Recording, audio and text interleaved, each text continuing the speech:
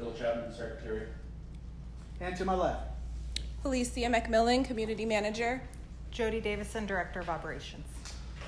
Before we get started, I want to let everybody know that this will be my last meeting as board member. My wife and I are selling our home, and that sale will be complete before the next board meeting. So thank you for the opportunity to serve. It's been very fulfilling and very interesting, and wish you guys the best of luck. With that said, we will move forward to the resident open forum. The first owner that we have is Marie. I didn't sign up to talk. Oh, okay. Mr. Van Dyke.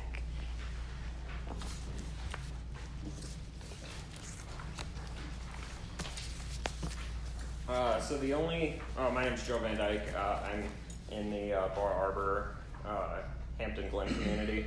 The only item that I wanted to talk about in this part of the forum about the agenda was the office space rental. Joe, hang on 1 second. Yes. Did you announce that the meeting's being audio recorded before we start talking so he knows? The meeting is being audio recorded, so everybody knows. It's always part of the meeting. Sorry. You're good.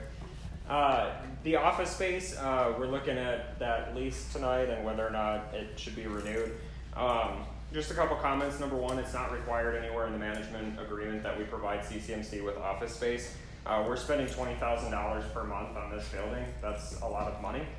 It's a lot of money that we're not required to spend. And so I think when we're having budget problems, we need to look carefully at items that are not required and whether or not they're necessary or if they provide a certain benefit to the association that we should keep them.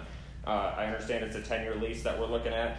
That 10-year lease, approximately $250,000 per year, that's several $1 million. So it's a lot of money that we're talking about with that agenda item.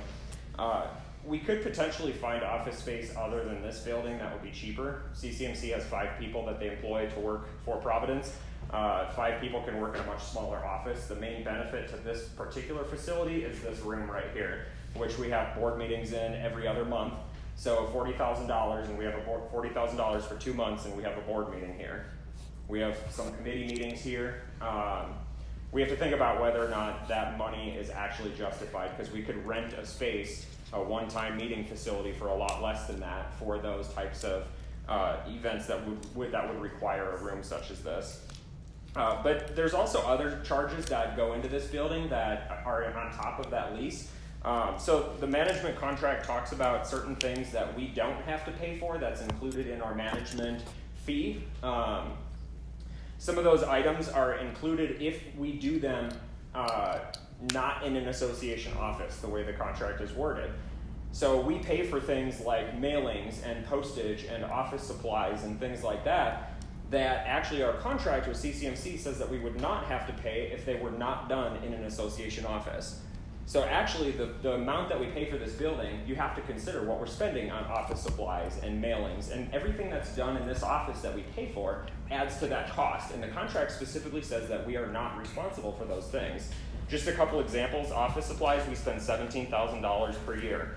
Copying and postage is kind of hard to read on the current financials, but from what I can gather, we spend $57,000 per year on that. Again, we would not have to spend that if we didn't have this office.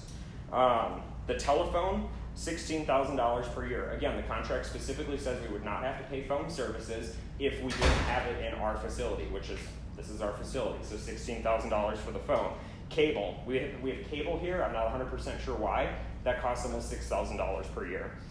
The janitor contract, which I will point out is separate from the park janitor. There's 2 different line items on the financials for park janitor and this building. So this building costs $27,000 per year to have a janitor come empty the trash. So when you total those numbers up that I just gave you, that's $123,000 per year. Now add the $250,000 per year for the rent. Also, if you look at the reserve study, there's $21,000 annually that we have to spend towards reserves to maintain this building. The furniture in here, the equipment in here, the paint on the walls, everything like that, according to the reserve study, totals up to $21,000. I'm going to throw the vehicle in too, also on the reserve study is $5,000. If we don't have this building and this facility, I don't see a need for a vehicle. Again, a vehicle is not something that we're required to provide CCMC, so we have to decide if it's something that we actually need to provide for them, if there's a benefit to that. So if we add up those numbers that I just gave you, that's $400,000 per year for this building. $400,000 per year. If we cut this building tonight, that's $400,000 in savings per year. Over the next 3 years, that's $1.2 million. Coincidentally, our reserves are about $1.1 to $1.2 million short today. So if you cut this building tonight, in 3 years, you'll have solved our entire reserve problem. It's pretty much that simple. Also, just one more side note. Keith, thanks for your service. I appreciate everything you've done for the community. Good luck to you and your wife. Just for the other board members, I know that that is an agenda item to appoint someone.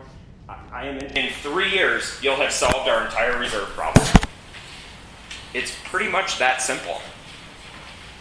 Also, just one more side note. Keith, thanks for your service. I appreciate everything you've done for the community. Good luck to you and your wife. Just for the other board members, I know that that is an agenda item to appoint someone. I am interested. I'm planning to run for the election in the fall. I've been at every meeting for about a year and a half. The live stream during COVID I've participated in, and in person I've come to every single meeting. Most of those meetings I've talked to you guys, and I've talked to CCMC. I'm familiar with the issues of the association, so I just wanted to throw that out there as well. Thanks, Joe.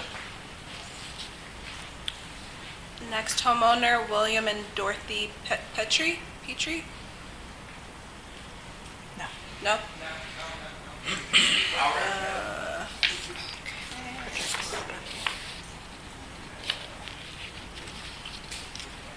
Marcia? No, wait, thank you. Okay. Is that just the sign-in sheet? Is there anyone here Yes. who wants to speak at this It time? says that as part of the they meeting? have yes or Anybody no. want to speak? Laura? Sir, go ahead. I don't know if, I had asked you when I spoke to this young man, is this the time I can talk?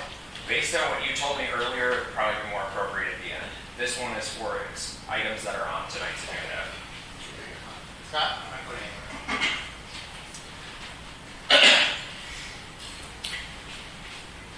I'm Scott Hedlund, 10314 Hartfieldstone Avenue.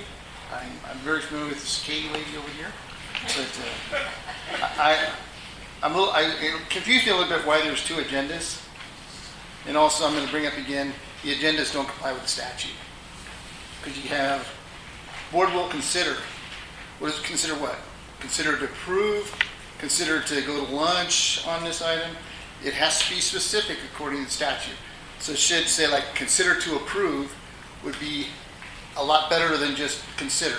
Okay. So, and I brought this up before. As far as the CPA, I'm for that because I've looked over the financials for the community and they're horrendous. Whoever does it, I don't know if they have an accounting degree, but they're horrendous. They don't make any sense. This item, termination of lifestyle director, board will rectify their action. What does that mean, rectify their action?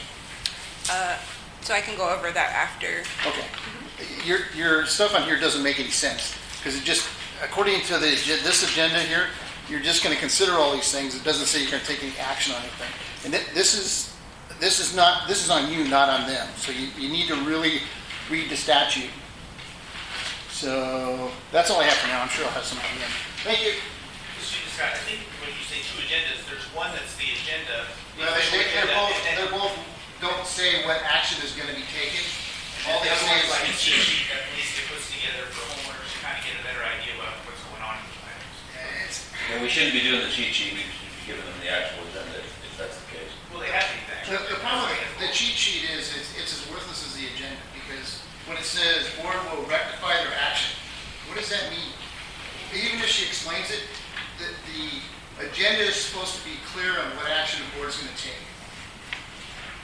And I've said this about every meeting and nothing changes. Anyone else have their hand up for speaking in this section? I don't know if I can state so that I'm not, well, for you If first. it's not an agenda topic, we can't speak about it now. Okay, well, I have the first one, or one of them. You choose her? Okay. So the one was about the events person. What is it called? The lifestyle. Lifestyle.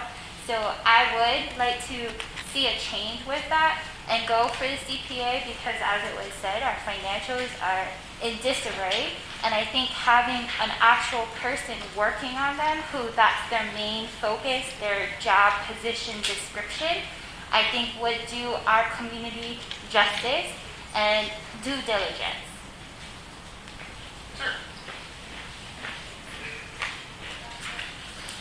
Hello, my name is Tim Gregart. I just moved into the Providence, or the Somerset of Providence community a couple of months ago.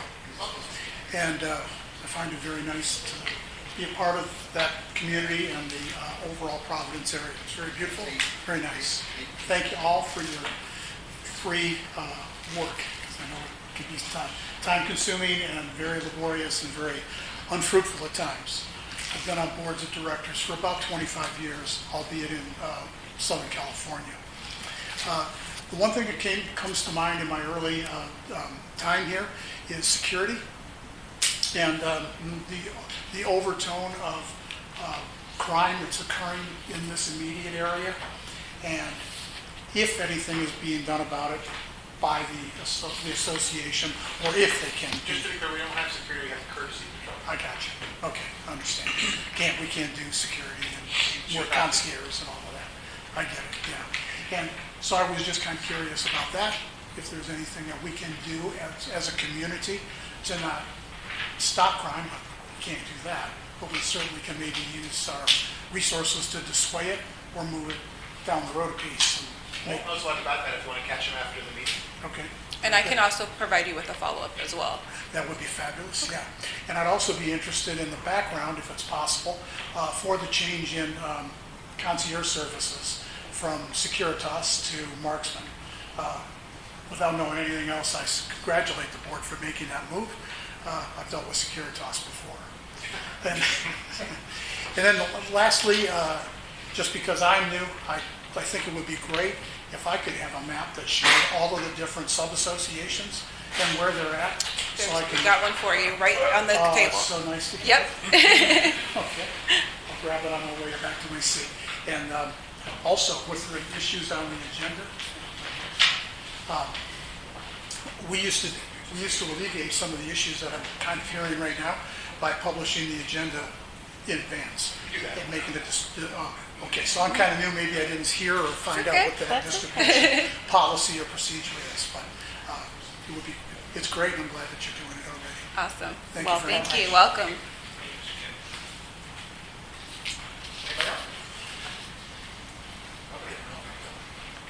You can read your comment. Oh, there's a comment email to management they wanted to read here at the meeting. This is from Todd Schwartz. That was the committee. Which community is in, please? Westminster. So what board position is open, as I said, on the agenda about this? My statement and funding plan. My name is Todd Schwartz, not mine, it is. I moved here about 3 years ago and have a young family, so I plan on staying for many years. I, as well, ran another HOA for over 12 years, so I, as well, have quite a bit of knowledge in the financial and operational workings of the HOA, and my thoughts about HOA is how can it benefit as many of the homeowners as possible, and not just about minimal assessments. I am a moderate in nature, trying to find solutions across the board. Services bring value, and that is proven over and over again in the real estate world, from the premiums that Summerlin homes sell for to our neighbors currently at Sky Canyon. While we don't have the community pool or gym, we did have social activities, a higher concentration of parks and community patrol. These are done by developers and often retained post-development because it is proven by these multi-million and billion-dollar developers' internal research that it increases community value, not just during development, but can still be retained post fully built out. So a few extra dollars a month to retain thousands in home values, to me, is a no-brainer, even if I am a long hauler. I do question why a full review of staffing and job descriptions has not been done, and I am concerned about a full-time accountant being hired over an accounting department. First, it is not good to have accounts receivable and payables under the same person.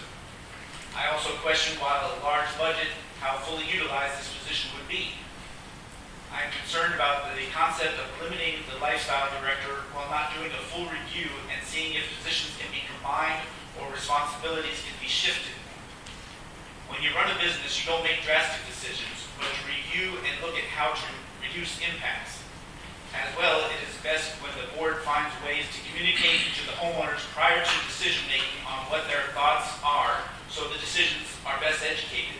But of late, the communications have been decreased while the impacts have been increased.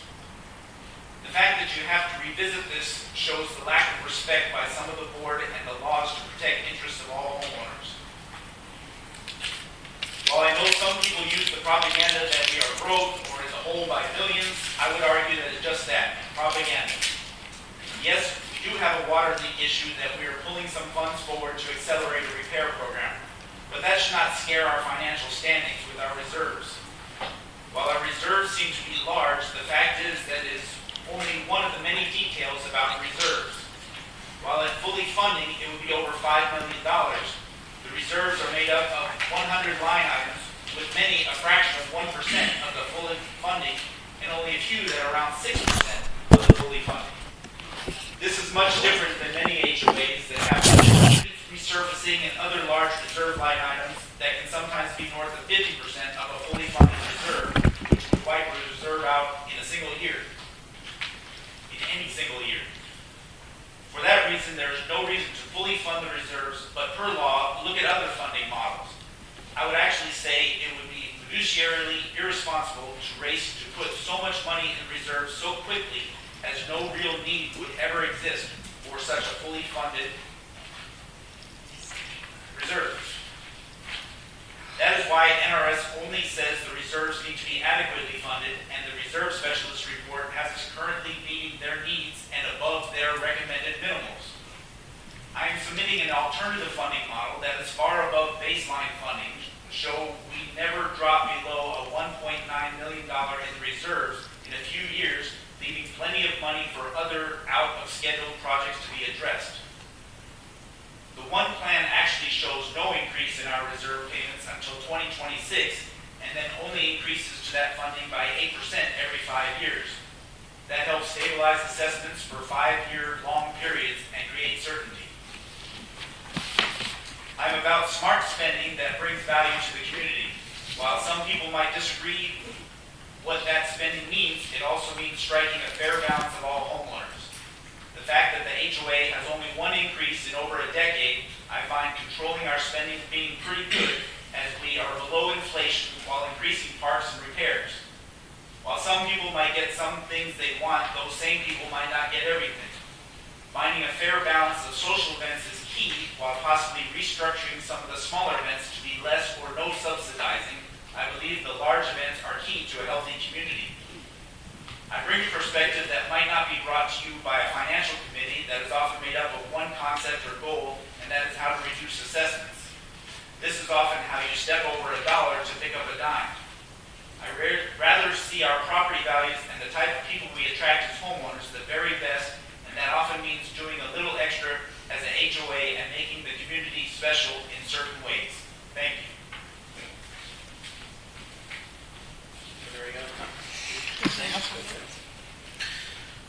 Okay, moving on to action items. Acknowledge action in lieu of a meeting, main line repair. So these are actions taken from the board due to the urgency of the mainline repair. There was an irrigation issue on Grand Teton Farm where there was continual water. We did have to get a leak detection company out to find where the leak was. The management did save the association about $2,000 with not going with a general contractor. And then the broken swings at both parks, Huckleberry and Knickerbocker. So this is just ratifying the board's action outside of the meeting. This is just an acknowledgement. There is no motion or action that is needed from the board, so you can go on to Treasurer's report. Sounds good. Katie, Treasurer's report. Okay. Okay. The loan that the association received for the park, we have put the $390,616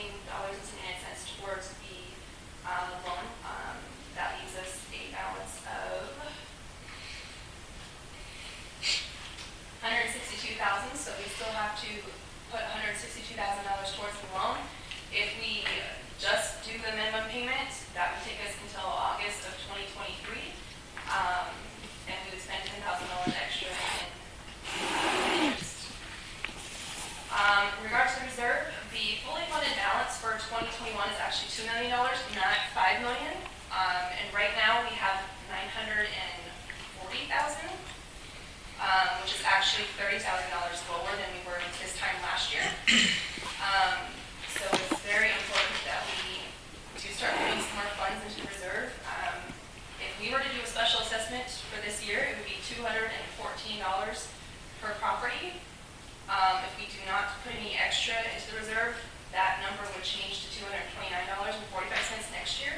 So every year that we do not make a solid effort to start putting some money in the reserve, our reserves are going to lower a little bit over the next couple years, especially since we're doing the irrigation repair. We still have to spend $410,501 next year for the irrigation repair. So we have to be very careful with our reserves. And is there anybody, question, there was a question last time in regard to water. We have spent $140,901 on water, which is $68,000 over budget for this time of the year. Which is 194% of the budget. Yes. Of the water budget. That's a lot of here. Courtesy Patrol, due to the switch in Courtesy Patrol, we had budgeted $850,000, and we will, this is my estimate, we will spend $685,000, which is a difference of $164,000. So what we're not spending in Courtesy Patrol this year is $164,000, not $300,000. The $390,000 projected that we discussed at the last meeting was over a full year.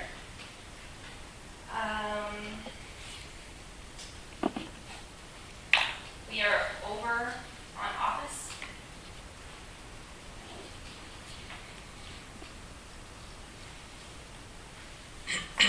So the question last meeting was how much we have saved so far this year. This, the financials that we have are just through May. So there's an estimate of $128,000 from the first 2 quarters that we have not spent as of May 31st. So I don't know how that's going to play out in June. So does anybody else have any questions on anything? Or? No, I think I've been conservative in my numbers, but I only estimated $100,000 surplus. You said $128,000, that's fantastic. That doesn't take into consider what we spent in June though. So. Right. And then July, I mean, the Independence Day celebration alone was $45,000. Didn't spend, so that's more surplus there. You didn't mention salaries. We've been saving $29,000 a month in salaries. And even with the accountant, I expect that to still be around $23,000 of reduced spending. So that's wonderful number, numerous things.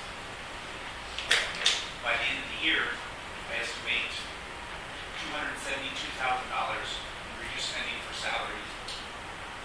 At least $131,000, actually you said $140,000, no, $160,000 for courtesy control. $164,000. Again, I only thought it was going to be $131,000. That's depending on how much we pay them for the June. Yeah. We may end up with a little more. Right. The water has been atrocious, and that's why we've accelerated the retrofit or renovation project. The May financials show we were below budget for water bills. So No, No, we're above 100. the May financial show we're at 194% of the budget No, year for to the date. month. For the month. Oh, just for the month, year to date, that was not. Right, year to date. So I'm thinking, I'm hoping that maybe part of the 2 phases that we did already were the ones that were so bad. Because that May, it shows 8,500 we spent, but we budgeted 14,000. Of course, it could be just the financials run in between the water bills coming in as well. But if that's the case, then we're already at a good step. But again, so far this year, we've already overspent $68,000 on water. Right.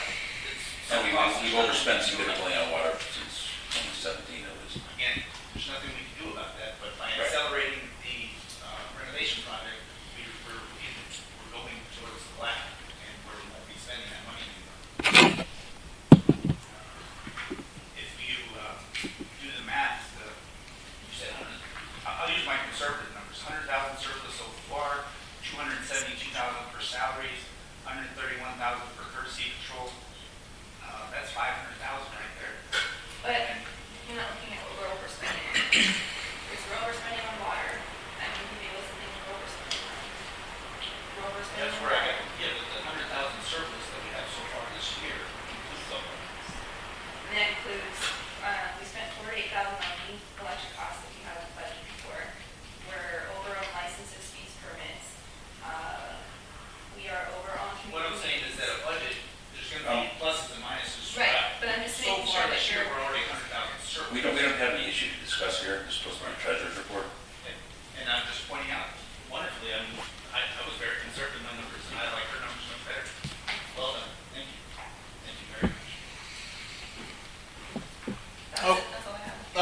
Thank you, Katie. Moving on to committee reports, Design Review Committee. Jody? We're still meeting electronically. There's no recommendations or anything new to provide to the board. And the next committee meeting is July 20th. I understand that Felicia volunteered an interest statement for the election committee. Right on. Do you want me to take that? I have it. Oh, okay. You said you're still meeting virtually? Yes. Do you know when that will change? When the committee makes that decision, it's presented to them, and so at this time, they're still deciding to meet electronically. Are they able to do that satisfactorily? Yes. So they're not missing out on anything? Nope. Okay. Finance? Finance Committee met on May 24th and again on June 28th to review the following financials, April through May. They did not provide any recommendations to the board they did provide one recommendation in planting less in the areas that are being renovated just to save on water. And if the board is choosing not to plant less, then they'd like some feedback as to why. The next committee meeting is going to be July 26th. Has the Finance Committee been presented with anything on the 2022 budget yet? No, we're discussing that on the 26th. They will be provided with a rough draft of raw numbers, but August is when we're really going to dive into it. Neighborhood Advisory Committee. Neighborhood Advisory Committee has met twice as well over the course of the 2 months. Our last meeting was on the 7th, where they were looking at a couple of items, the social media policy, the digital communications policy, as well as trying to put together a community survey. The survey that was disseminated or provided by a committee member was a little bit extensive. So in your board packet, Larry Kearns decided to put together with the committee's approval a community activity survey that they'd like you guys to review, which breaks down some of the larger events. It breaks it down by door pursuant to the budget number, and they'd like you all to take a look at that so that the association could either disseminate it or provide recommendations back to NAC with any recommended or suggested changes. This is just Larry's, right? This doesn't include any Todd's stuff? No, it's just Larry's. Are they still working on all the items we sent to their committee at the last board meeting? The social media policy They're as still well as, working on it? Okay. and that's it. That's all the committee reports. I see there's some committee members here, and I want to thank everybody for volunteering and helping. There's a lot of different projects going on in each of the different committees, and thank you very much. What I'm looking at, you said Larry put it together, but has the NAC seen it? They have, Okay. yes. Mhm. Where is that at? It is It's at the B, bottom. A through C, if you scroll all the way to the bottom. I'm not able to log in, so I have the paper version. Oh, well, then it's somewhere in the middle.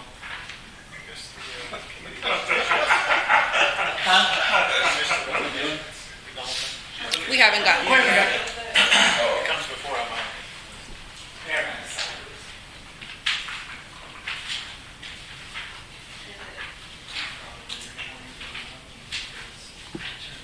Is it this one? It says community activity survey.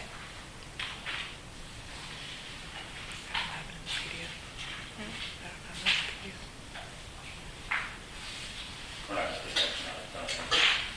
Should be.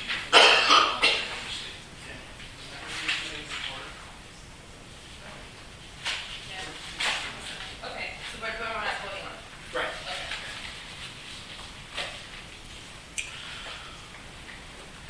Okay. Review and consider volunteer interest statement. We received a volunteer interest statement for Christopher Charisma of Northern Terrace, who wants to be a part of the Social Lifestyle Committee. Did we increase the number on the committee with the charters last time? I can't pull up the charters from this. They're not showing up. No, I don't think we changed But it. the old charter says maximum of 7 people. So we need to actually cut 2 people.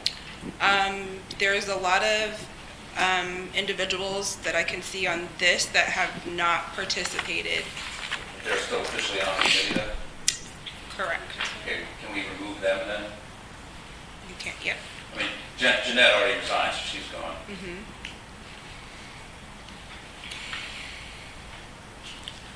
Cheryl Haas, who is also a part of NAC, she hasn't participated. And I know I've reached out to Social Lifestyle to meet with NAC, and I've only heard from one member. So since there is no Social Lifestyle events, I haven't met with them in particular as far as a committee meeting. But before we can appoint somebody, we have to remove, what's this, 10 people?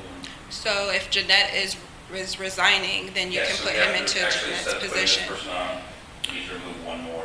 Is that Jeanette? There can only, it says a maximum of 7, so we need to change the charter to allow more people to be on, or cut some of these people.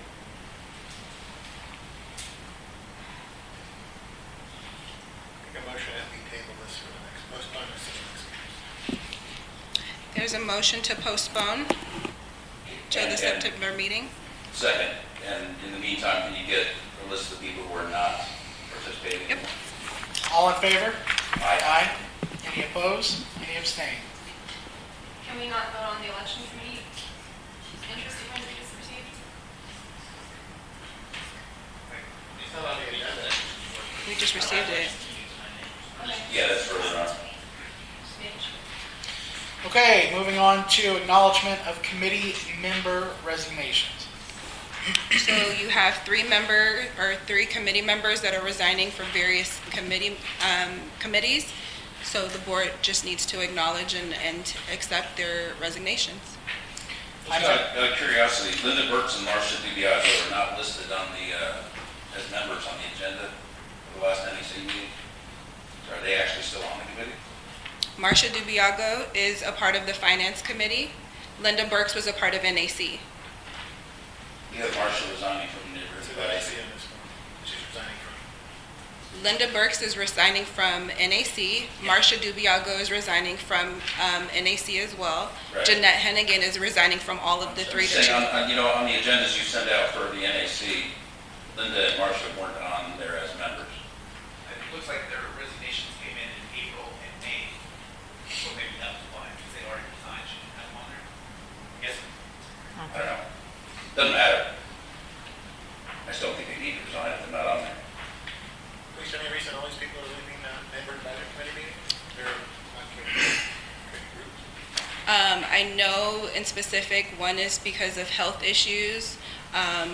One is in regards to how they feel about the liaison. And I don't know about the third. Marcia, I don't know where you're resigning from yours. She's here. You can ask her. You don't have to answer if you don't want to. I remember finance, and I decided that was enough. So I didn't really resign because I really wasn't kind of on it. Yeah, that's what your resignation said, to withdraw my volunteer application for participating. You put in that you wanted to be, and then you never got appointed, so you just take my name. Correct. Okay. Do we have to take any action? It was just kind of normal. Just acknowledging it. Okay. Resignation, let's do that. You're the president. I make a motion to accept the resignations. All in favor? Aye. Aye. Okay, moving on to review and consider new banking institution for reserve account. Katie, you requested this to be on the agenda. Yes, I would like to make a motion to move some of the reserves accounts to a different bank. CIT offhand gets a lot more interest than what we're getting right now. CIT used to be Mutual of Omaha, right? They changed their name. Right. What's the rate today, you know? I'm not sure of the rate, but we're getting $4 a month Yeah. in interest, and we budgeted $400 a month in interest, and $4 in interest, we have $932,000. That's very, very low. I'm not very good at percentages, but that's extremely low. And I think for the $250,000 that you currently have in CDs, it would be about 0.20% to go to to CIT. Currently, you guys have 1.75% for those CDs that you have, and with the reserves, it is 0.7, oh no, I'm sorry.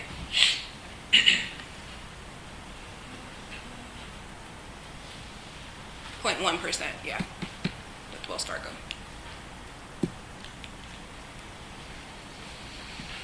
So we have 55,000, that's only owing for gaining 0.01%. But the CDs, we have a couple of CDs that are getting 1.75%. They expire in November. I guess that's when we'll see we will realize the interest gain on those.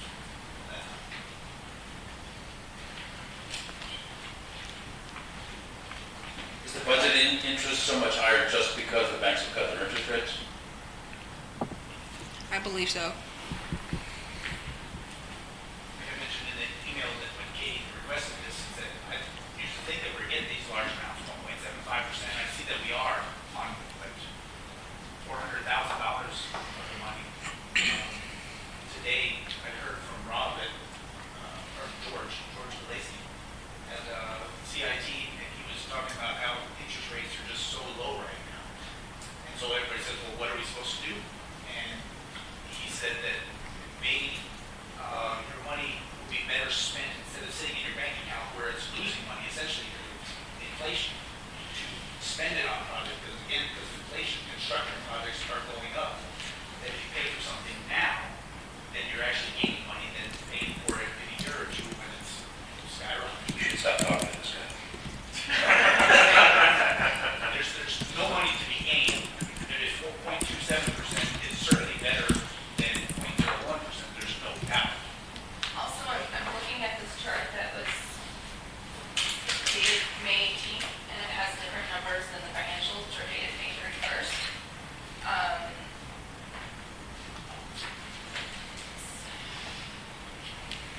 So I can't even tell which account is what. Originally, when the question was proposed from Joe, this was information that was provided to the board. So all I'm doing is just providing where the money is and currently what the percentage rates are. I'm thinking that we have this money with Wells Fargo, 55,000. Union Bank, 7,700. And that 55,000 can actually be moved to operating, or it can be moved for reserves, because that was in regards to the Huckleberry Park. And since there's no more construction or invoices that are needing to be paid, that money can be moved over. That's, what account is that in now? That's in a Wells Fargo's account. But that's still operating, Yes, correct. but it was earmarked for Huckleberry? It was for excess funds, yes. Okay, we should just put that alone. You should. So it's just sitting there, just doing nothing? Just gaining 0.1%. Much better to spend it, pay down the loans we're paying 4.5% on. But that's not on the agenda for tonight. We're moving to different accounts. So if we move it from our Wells Fargo account to our loan account.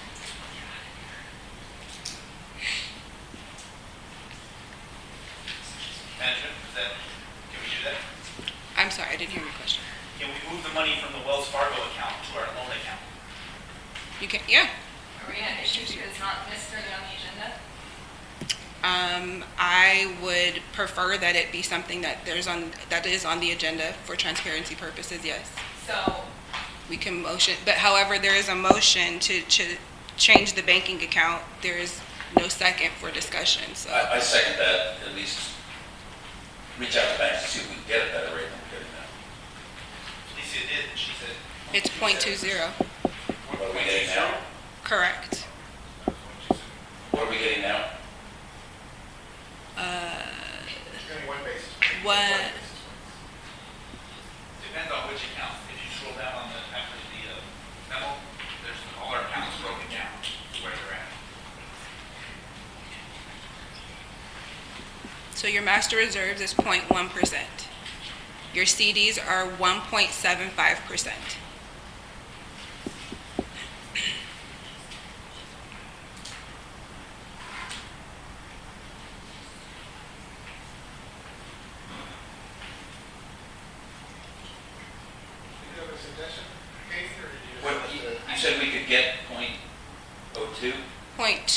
with CIT That's for better than 200. someone that's getting .01. That's what she's saying, right? Okay, so yeah, second case motion to move that money at least. Yeah, you did already. Is that with a different institution? Yes, that's with CIT. Is it a burden to have different institutions? No, And that's just essentially a checking account? that's essentially It's a checking account? correct. And CIT, of course, is HOA friendly. Correct, yes. And that still keeps us within FDIC limits? Yes. And this is the Huckleberry Park account we're talking about? No, that's a different account. We're specifically talking about the reserves. Oh, that account. The 483,000. Correct. Are CD rates with Wells Fargo based on having a checking account balance? I'm not sure, I think you guys had those accounts for so long. I'm not sure if it's because of the balance. These were opened up prior to me becoming the manager. Mayor, you call? Sorry, are the CD rates at all tied to having a balance at Wells Fargo in the checking or savings account? So the funds that were allocated to the Wells Fargo account were earmarked for your Huckleberry apartment building. However, we'd have to check with the investment side at Wells Fargo on whether or not you would need to retain a checking account in order to receive those incentives for their investments. That's not the account we're talking about, though, right? We're talking about. It's the Your same reserve. institution, so it makes it a valid question. So we can make a motion assuming it doesn't have a detrimental effect on our CD rates. But we're not talking about the Wells Fargo Huckleberry account part. Talking about Wells Fargo Master Reserve account. The 483. I thought we were talking about the 483. Yes. That's what I thought. Wells Yeah. Fargo. You want to move to a different bank, I'm asking are the CD rates tied to adding money in the checking account with them? But we do have money in the checking account. Is there a required, we don't know the answer to it this second. Well, I'll say this, there's no consequence to it. No, I think it's a good idea. Make a motion. There's already a motion. There's a motion to move that specific account? There's a motion on the table to move to CIT. Phil seconded. That one account? Yes. Okay, Bill second. I'd like to move to it. All in favor? Aye. Aye. Any opposed? Any abstain? So for clarification for the homeowners, we have a Wells Fargo account that has about $483,578. It is the Master Association part of it, reserve fund. It's getting 0.01% interest now. We're going to move it over to CIT where it will get 0.20%. Correct. Are there any penalties for moving it? That's what we were just That was questioning. part of the motion, as long as We there's no can't hear penalty. you back here, so. Sorry. Let's go ahead. Real quick, What was that about? Sure. real quick, to Katie's point about the 55K Huckleberry Park account, that's not on the agenda, so you can't vote for it, but what if it's unanimous after? Well, then here's the question too, because it's not necessarily labeled as, well, actually it is labeled as operating. Because I think it's a good idea. I think it is too. And I think, wouldn't let you do that. It's disappointing that, because it's not on the agenda, that maybe we can't get that done until the next meeting, but You're right, we can't do that unanimously, for you the guys. action without a meeting. Can we get that on the next agenda then? My house sale falls through, I will move. So again, we have a cash operating account that was earmarked for Huckleberry Park, $55,307. It's at Wells Fargo as well, just with 0.01%. And it seems to be the flavor of the board. Some members have expressed to move it to the loan account that we have, paying that down. But it's not on the agenda, so we can't do that tonight. Okay, moving forward, review and consider Brightview proposal for tree replacement or removal on Edencrest. So Brightview provided you two proposals, board. There's 4 dead trees out on Edencrest. It's the pistache trees. So one of the proposals that you have is for removal and then replacing with 4 Chinese pistache trees, and that's for a total of $2,389.50. To just remove those and not replace, the total is for $560. Those are two different species? Yes, Okay, and then the Chinese pistache is, yes. more survivable? That's what they said. They said that the ones that are currently out there, they can't be saved.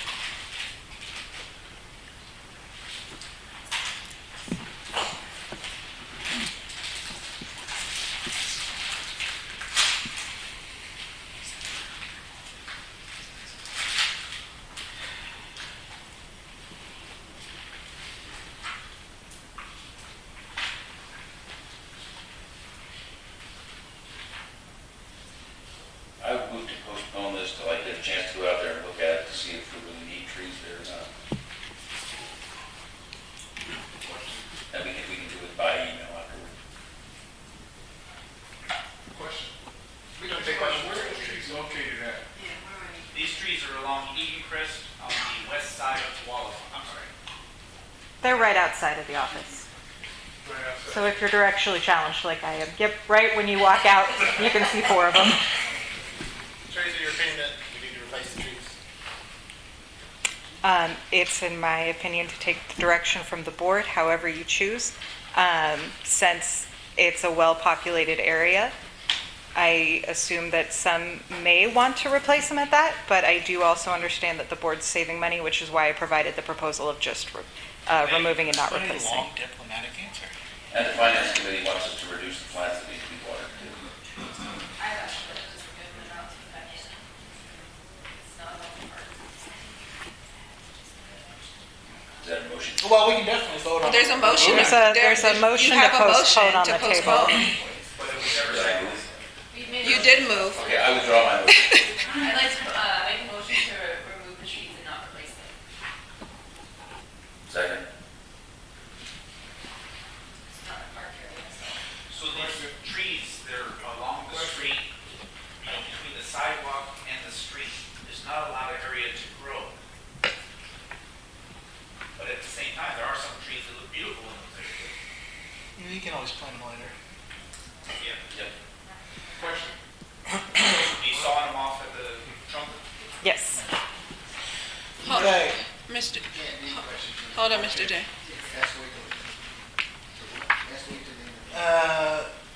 Okay, motion to remove and not replace, all in Phil's. favor? Aye. Aye, any opposed? Any abstain? Moving on. Review and consider increased janitorial cleaning at Huckleberry Knickerbocker Park. So this is just to, with summer, we are seeing obviously a little bit more of heavy traffic. So we did just go ahead and get it, and it's not just for Huckleberry, it is for both parks, Huckleberry and Knickerbocker. So it would be going from the 3 days a week that we currently have, which is Wednesday, Friday, and Sunday. For 5 days, it would take it up to $425 a week, or for 7 days service to I'm $625. assuming that 450 is a typo. Yeah, it says $450 now. It seems like we're saving money from getting it done more often. Yes. Well, The the email she provided said the pricing would go up to $425 for 5 days per week, or $625 for 7 days per week. This says we're paying 450 for 3 days a week now. One of those numbers is wrong. Or maybe she gave you a new price that I would jump on. You guys, there's something completely different. Let's see, 225. This is 60. So right now, we pay $450.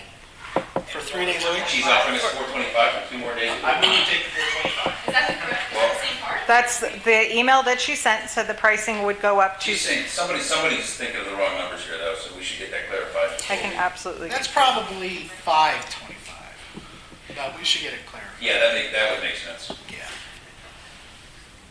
Does management- It's in writing. Do you guys have a recommendation between 5 or 7 days? Because I've heard it's getting bad. Yeah. Do you guys have recommendations that need to be cleaned every day, or? I would say every day, to be quite honest. Okay. And then go back to fewer days. in the fall. Yep. After school goes back in.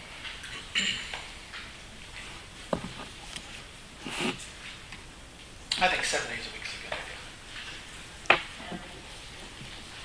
I will make a motion to clean the bathroom 7 days a week at $6.25.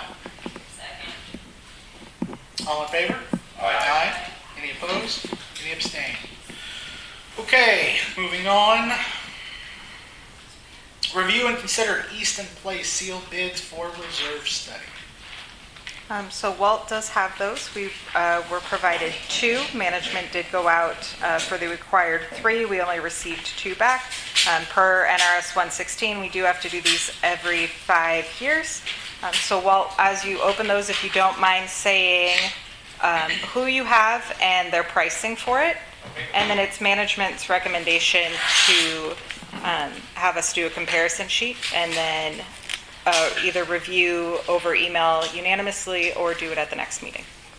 Okay, we should postpone this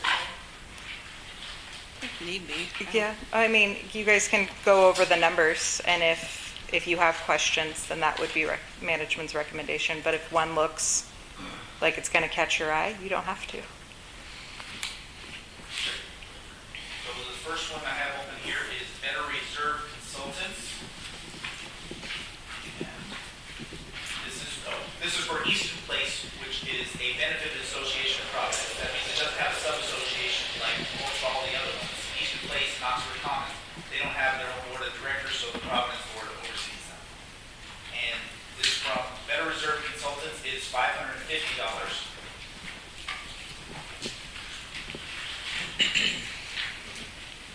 This from Complex Solutions, they have 3 levels here. Before I go to that, sure, there's not 3 levels here. What's the turnaround time on 500? Is it?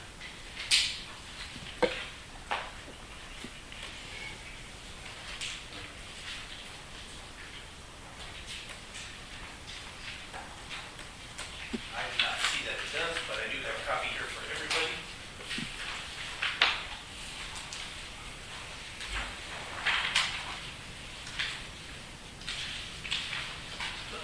I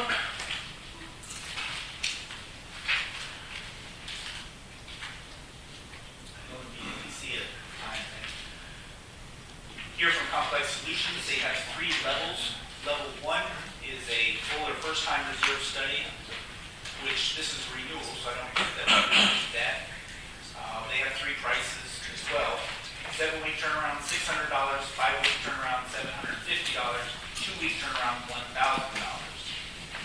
Level 2 is upgrade to a previous reserve study.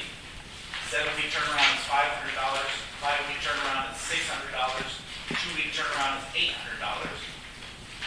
And level 3 is a financial update. 7-week turnaround, $250, 5-week turnaround, $300, and 2-week turnaround, $400.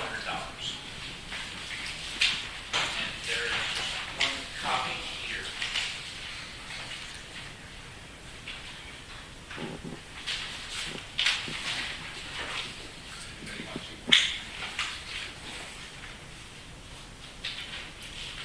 My understanding, management, is that they have these 3 levels, but we would receive the second level, which is just to update a previous reserve study.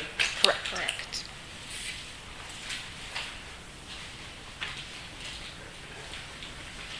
Are we in a rush to get it? I don't think so.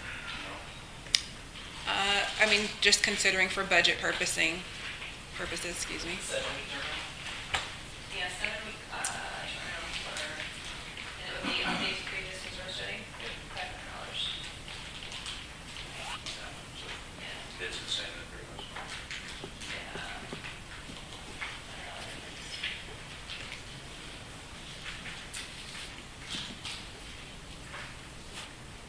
Do you have any knowledge of these companies? Complex Solutions, I've never heard of that reserve. Complex Solutions also did the reserves for the Master Association as well. Have you ever dealt with Better Reserves?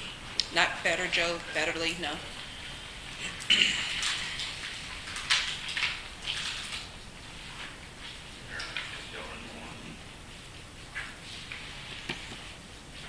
Okay, I move we go with the bid from Complex Solutions. Second. All in favor? Aye. Aye. What, Just for- what level? Yeah, for Oh, clarification. Level 2? 7-week turnaround. Yeah. All in favor? Aye. Aye. Aye. Any opposed? Any abstain. Okay, review and consider proposal for perimeter wall repair. Me again. So this is for a wall repair mirroring in the promenade. It backs up to a homeowner at 10445 Poplar Park. And so that's for a total of $2,750 as that perimeter wall in the promenade. What is the issue with the wall? It's the same issue that unfortunately we dealt with at the last meeting where the integrity is just starting to crack. Okay, do you have any pictures? Yeah, 1 second. My concern is the second meeting in a row with copies. Are we going to get one every meeting nowadays? If so, have they done a comprehensive review of all perimeter walls? I don't believe 'Cause it this says year. Each year, the association assesses their block walls. Just reading that assesses. So what does that assessment consist of? Does somebody review all the perimeter walls? Yes, where we have a general contractor go out and notice either where we're missing end caps or just any of those perimeter walls, where they start to split. Is it that assessment that identified this problem? This was brought to us from a park inspection, from the promenade inspection. Okay, and when was the assessment of all the perimeter walls done last? We have not done one for 2021. When is it scheduled? I can get it scheduled. As of right now, it is not scheduled. So I can, if the board wants to, we can postpone this and then, It says in the background that we do an assessment every year, but you don't have concrete plans to do one this year? not as of yet, no, sir. Concrete plans. I see what you did. That was what I meant. I hate bugs. I apologize. I think we need to do that. Okay.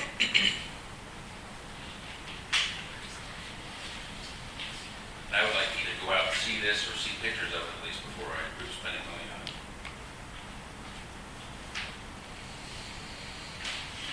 There's no emergency with the wall that's going to fall before our next meeting. I'm not a general contractor, so I don't want to give you a definite, but as of right now, it doesn't look like that. I can send the board a photo right now. Is it the expansion joint or whatever that last one was, or is it? Yeah. Do you want me to email it to you, or do you want me to bring you Yes. your laptop? But I'm still a little skeptical of that last repair, because the pictures we saw, I didn't go out and look at it first, but the pictures look like the walls everywhere in the community to me, with the width of those joints. And it's been a continuous issue. Northern Terrace is going through a construction defect in regards to their walls, so the wall issue has been something that has been a continuum here. I know when the last facilities director was here, I think, was it Geotech, did a analysis of all of the walls as well. So I know that it has been a continual issue here. What was that? I couldn't hear that. I know that it's been a continual issue as far as the integrities of the walls here in Providence. Okay, I think we definitely need to get an inspection of all of them to know what we're dealing with, but I don't think that's adequately addressed in the research study either. Maybe if we got an assessment of other areas that we could go out to bid to get that. Yeah, certainly could be involved too. God And bless that you. may be a fairly large expense if it's like that everywhere in the community. This is the picture that you just emailed? Yes.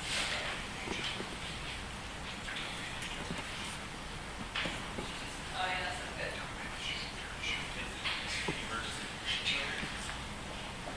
Yeah.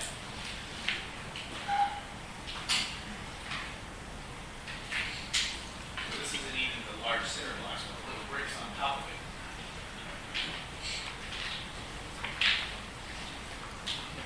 Do you happen to know what caused this?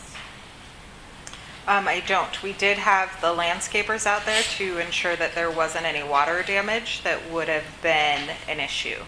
Because it looks like, is this from standing in the park? Yes. Okay, 'cause it looks like there's a tree on the other side. Yeah, I'm wondering very, how very that close is. tree. Is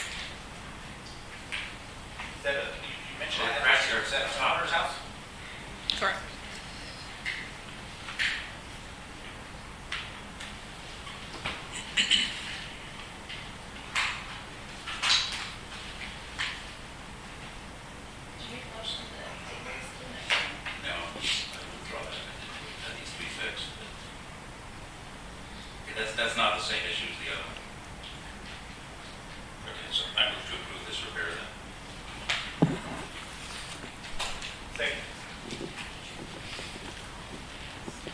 All in favor? Aye. Aye.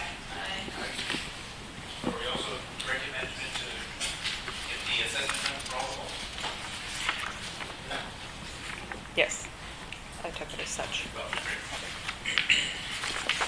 Or does it do that? Okay, review and consider proposal from Brightview to disconnect meter from Providence easement. So currently, our meter is linked with Highgates. This proposal is to eliminate the usage of that meter and to create a new main line coming off of Deer Springs. So this was already agreed upon years prior. This would take the master off of any liability of that meter and Highgate using excess water and us having to be responsible for it and creating a new one. How is that divided now, if we're both using water off the same meter? It's not. My understanding is that the only reason why Highgate was alerted to this is because we did the retrofit renovation in that area, which flushed a lot of water through there, so the bill shot up like $500, which we voted at the last meeting to reimburse. Right? Prior to that, it's like not even noticeable, it's negligible, the water use from that meter. We're not even reimbursing them for it. We got a bill though for.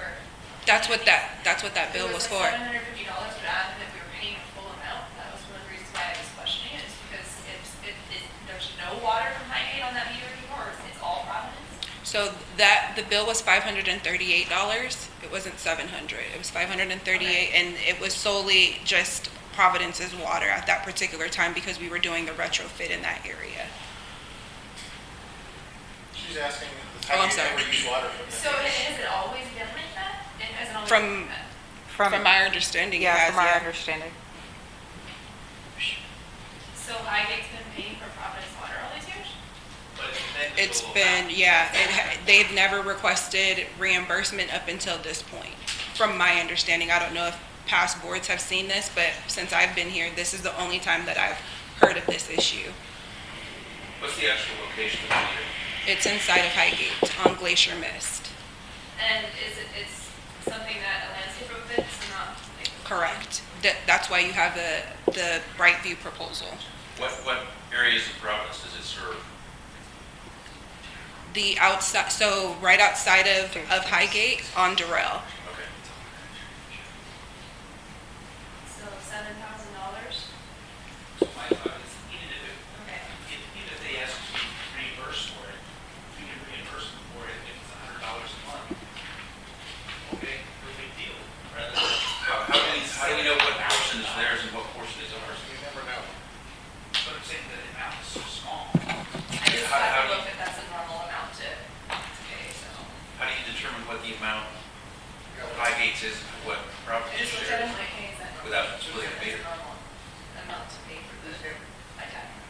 Yeah. But as opposed to spending $7,000 to get a new meter installed. I mean, if it's Right, I agree, I don't know how we figure out how much we reimburse them.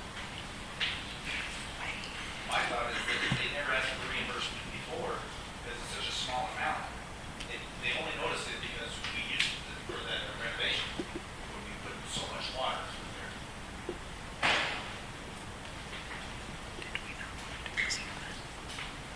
Has Highgate made a request on this? For us to remove it? Yeah. No, No, just for just for reimbursement. the reimbursement of the That's water. The only issue they have with is that. From my understanding, I yes. agree with Walter. So I guess I can make a motion that we take no action on this. That's your motion. Yes, reject it so it doesn't appear on another agenda. No, decline it. Yeah. That's my motion. Second. All in favor? Aye. Aye. Aye. Any opposed? Any abstain? You're I'm not sure it's the best idea, but it might be, so 41's fine. Review and consider election charter, election timeline, and retaining CPA to receive, collect, and count ballots. So since the association's election is scheduled to start in November, I did provide the election timeline for the board to review, as well as the charter for the committee. We have also, or I wanted to bring it to the board's attention to possibly have the CPA to receive, count, track, and bring the ballots to the November meeting to eliminate the committee from counting the ballots and hopefully expediting them counting ballots, so we're not here for 4 hours counting ballots, if that is what tends to happen. We're not required to have an election committee, are we? You're not, no, Okay. just like any other committee. From this charter and my experience with the election committee, watching their meetings last year, it doesn't seem like they actually did anything. And in this case, the election is pretty much set in the election timeline. Everything is already timed out. Everything in there, staff will do. So I really don't see any need to have an election committee.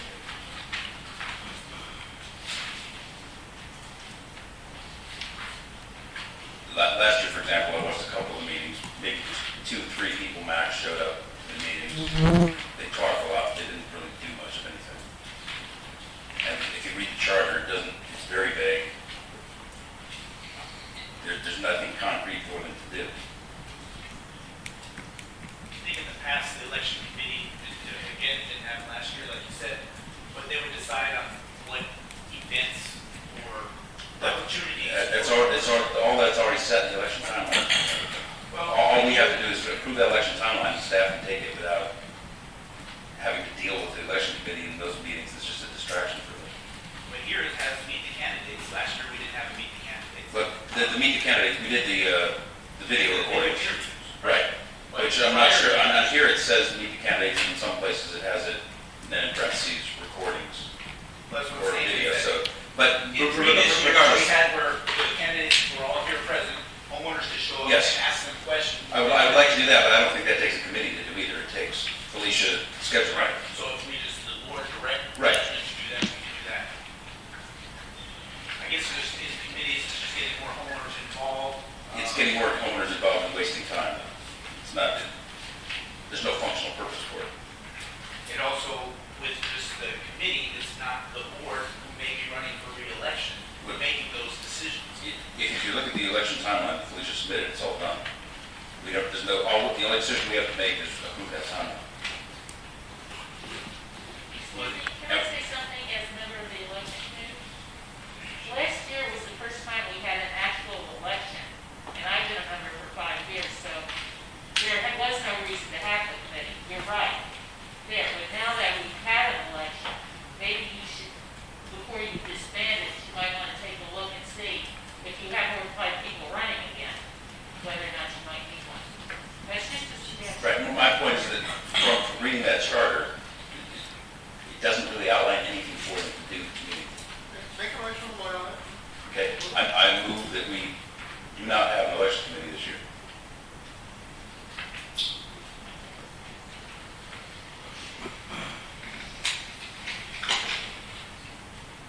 Looks like there's no second.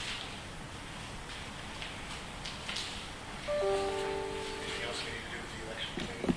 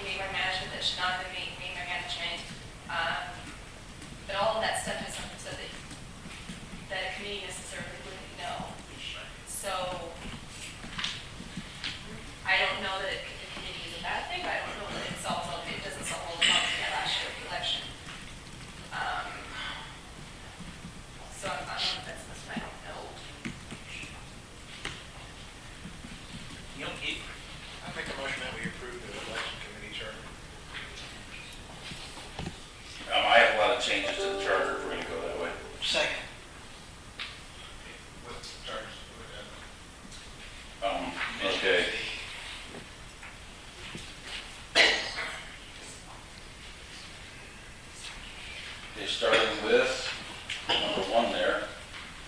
Change, ensure the entire membership is noticed to ensure the entire membership is given notice.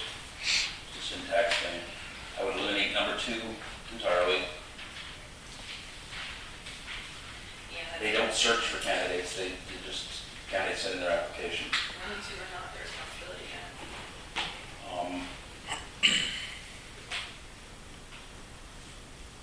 In number 4, should change members to be a member in good standing. Consistency of grammar. Number 5, remove the reference to recruitment. They do not recruit candidates.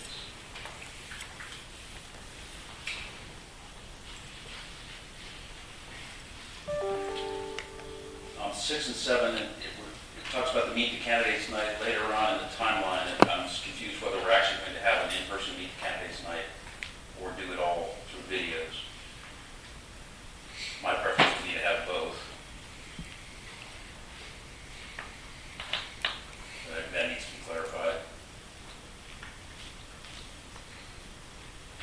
Number 9, if we are going to have an accounting firm do the counting, we need to remove that.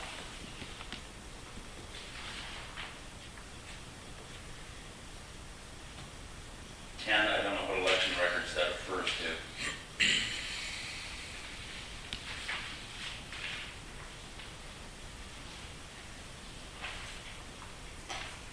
Then going down to the next section, line 2, serve and perform the duties. That should be perform the duties, serve and is redundant.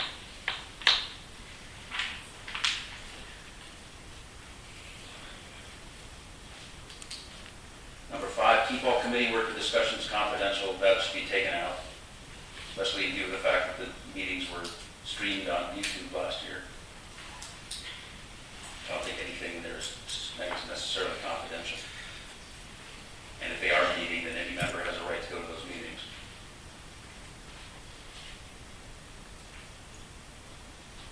Number 7, take out facilitate and.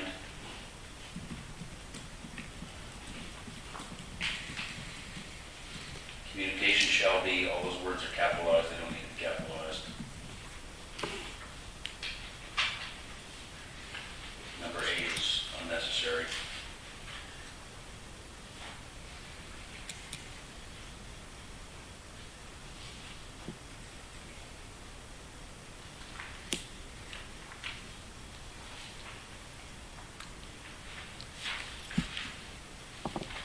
That's my input.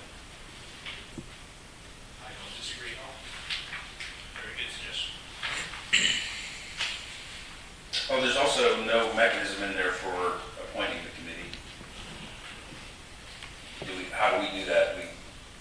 Would send out, I didn't see anything in the timeline about soliciting volunteers for the committee or anything of that sort. so typically when we originally sent out the volunteer interest statement forms, that would have been a time frame for a homeowner to advise that they want to. Since we are no longer providing the post, which we would typically do in the past with providing that volunteer interest statement form around this time, I'm not sure how the board would want to do that, whether that be through the Gazette, we can do it that way. It'll have to be mailed, because it has to go to every homeowner. That's what I was just about to say that. So, for the interest of community mailings, and you Partway through our election process, we run into the new law that everything has to be mailed to a homeowner, correct? and email. Send us out with live treatments. That'd be good about it.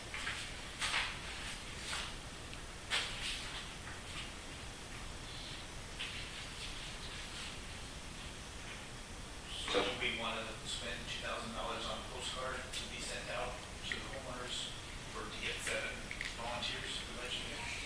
Well, if we send them the same thing as the request for candidates, which I think that's what Felicia was proposing, Correct. then it would be an additional cost. And when would that be? The request for candidates is going to go out.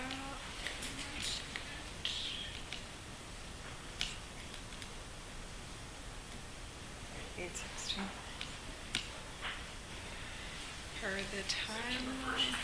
Yep, September 1st. So we send out September 1st, we send out the request for volunteers for the committee. So then our It could go- September meeting. Our September meeting, if we get sufficient, we can appoint. Then you can appoint them at that time. And then what are they going to do? Honestly, it's on the board and management to make sure that the election goes correctly, and there's a lot that you need to know in order to do that, and I don't know that a committee is provided that information well enough to be able to make these decisions, so.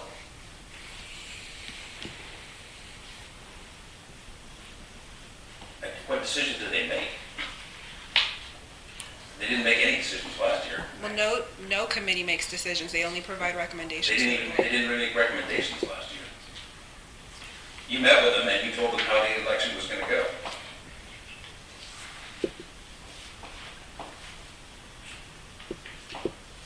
Any more changes, we can vote on my motion if you don't have any more. No, I don't. I have some questions on the timeline. Does this include the timeline or just the charter? Just the charter. Okay, I have no more on that. I'll modify my motion to include those changes. Can you email those over? I'll have to type them up. Just scribble them. I'll second. All in favor? Aye. Any opposed? No. Any abstain? So this is approving the committee chart that is approved with those changes. Now, into the second part that Lisa said about using an accounting firm versus the committee members to count the ballots. So we run into two issues.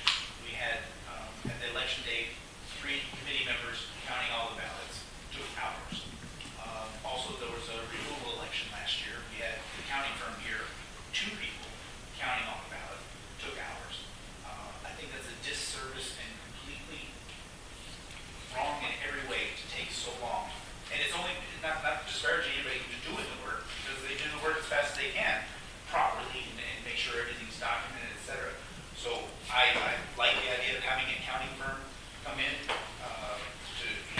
so that it's moved away from any homeowners, but at the same time, I want to have enough people here that it doesn't take hours to count the ballots. So with that said, I'll make a motion to. What's the objection to, I mean, if it's going to cost us more?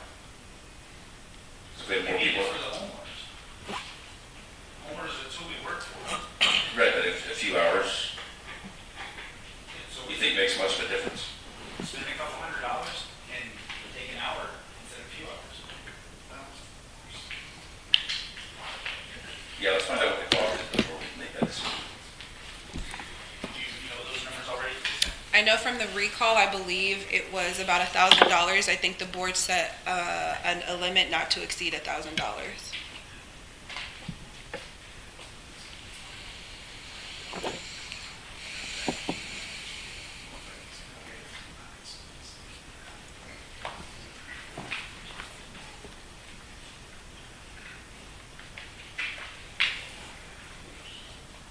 Do we need to vote on the timeline too?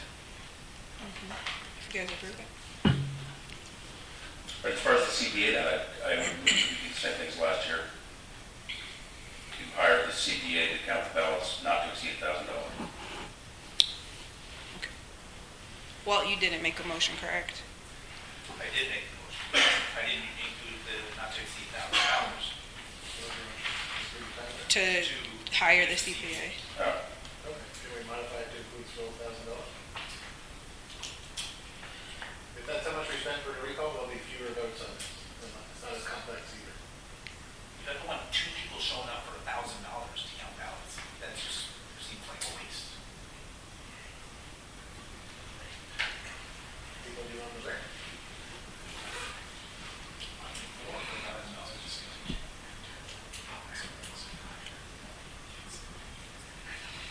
We can make that proposal, but if they don't do that,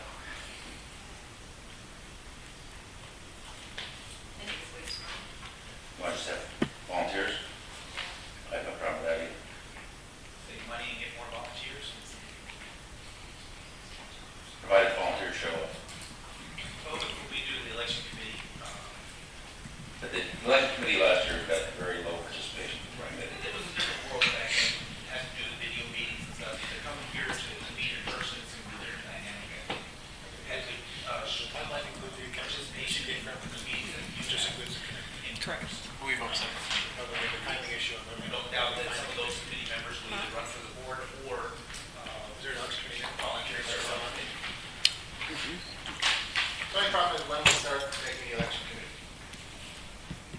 That's the problem with the date on the timeline. all right, so it's mailed out in September, and then at our September meeting, we could adopt the committee members. It's mailed out in September. Or this is September 1st. That's for candidates for. Right, we talked about asking for committee volunteers in that. Yeah, that's that mailing. Okay. What's our next mailing? Is that the next mailing?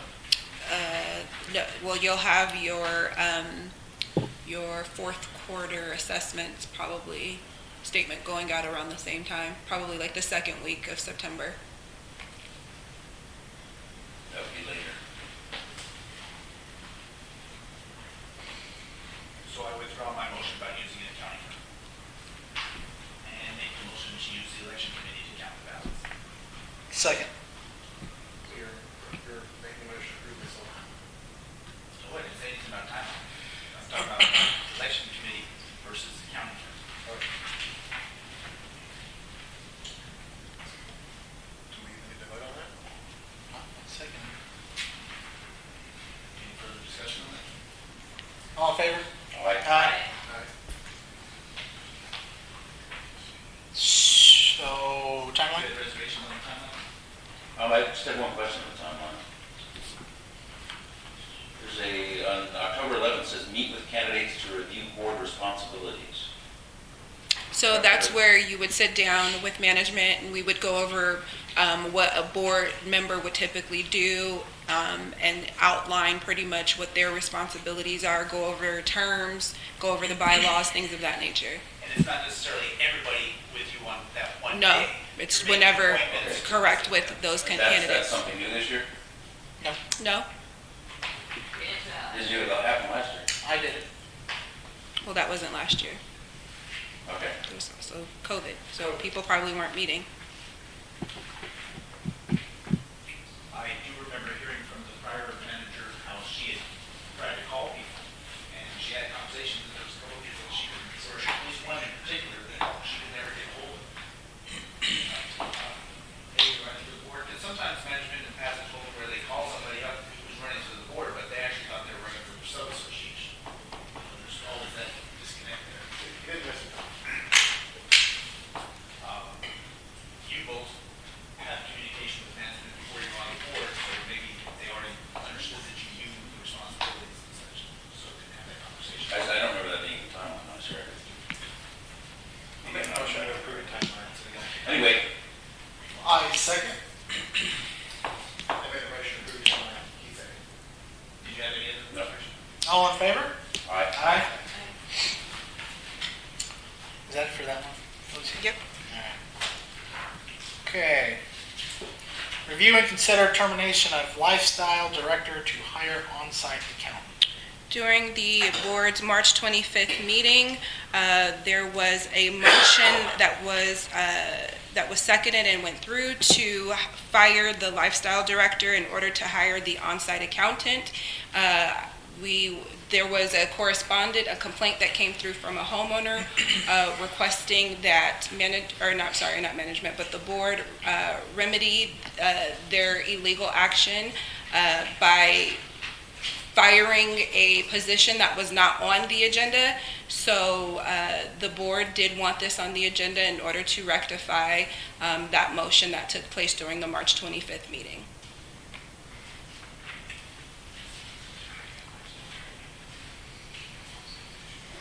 So all we have to do is make a motion to terminate lifestyle director in order to hire an on-site accountant. Correct. Make a motion to terminate lifestyle director to hire an on-site accountant. Second? So, you say four? I did say four. We can direct management for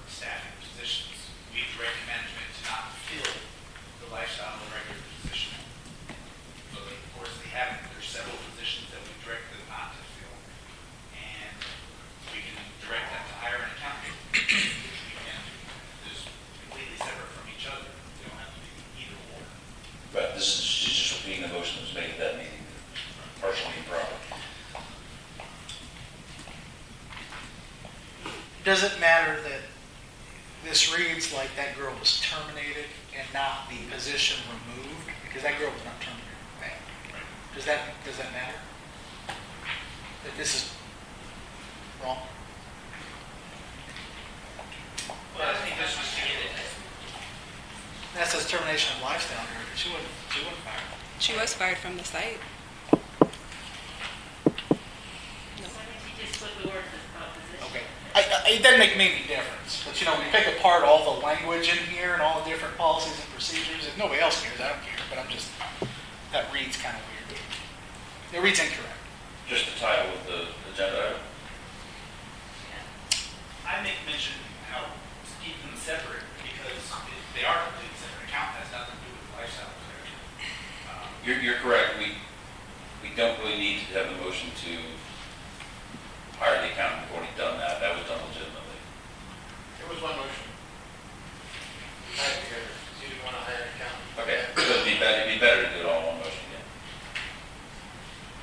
She So did, I think she did that. Motion's on the table in second. Right, so we're having a discussion. My thought is hiring the accountant to address some concerns that you have, Kate. I have told you, I've also voted to not fill the lifestyle director position, though that was, I guess, an illegal motion that was made and that we voted on. But now, going through it, that was 4 months ago. The world has changed since then.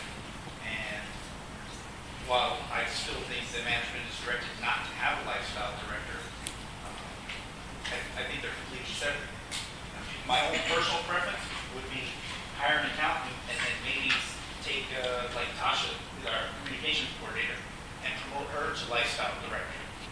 And we could have a lifestyle director, we could start. Right, that needs to be on an agenda for a future meeting. I know. I'm not saying to do that. That's my own personal preference where I'd like to see the association go.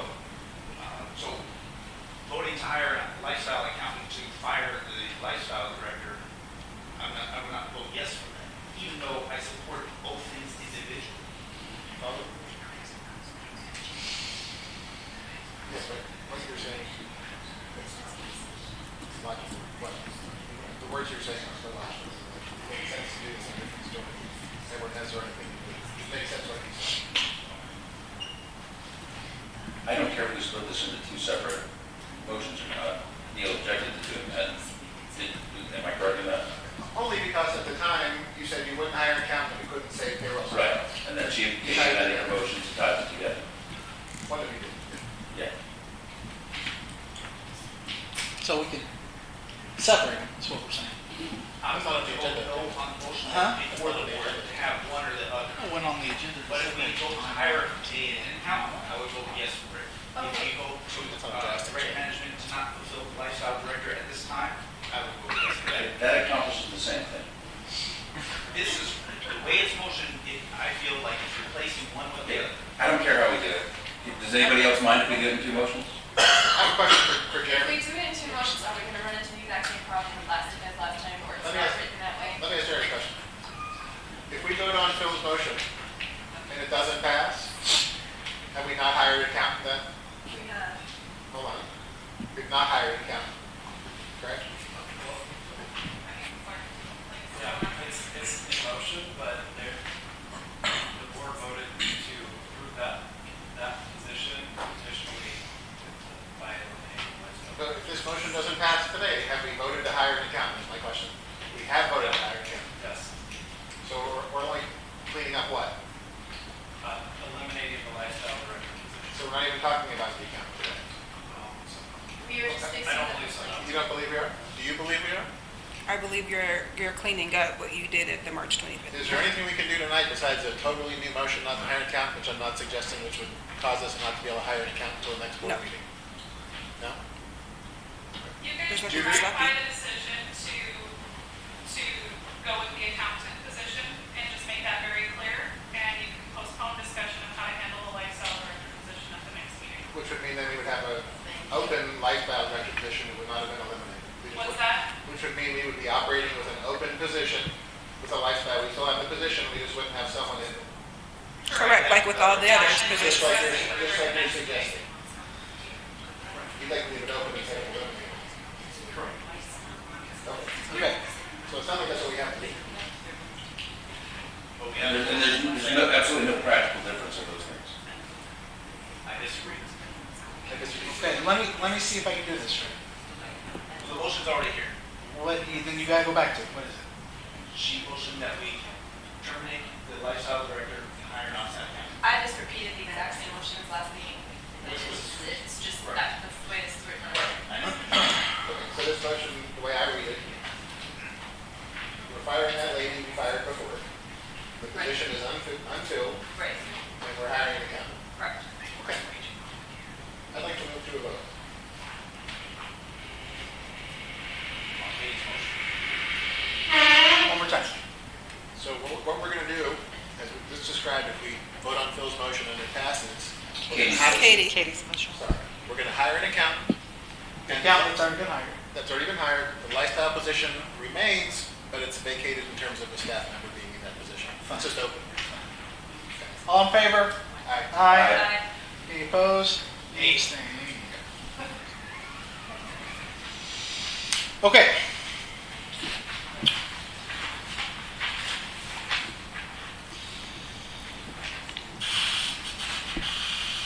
Unfinished business. Item K. Huh? Item K, review and consider possible action on board position appointment.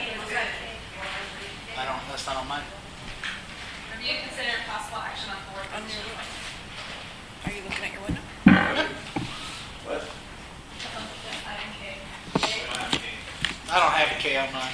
Mine ends in I. Oh, it's on the agenda, it's not on this side. Yeah, Okay. it's something to Oh, I'm going down. Yeah. Down the list.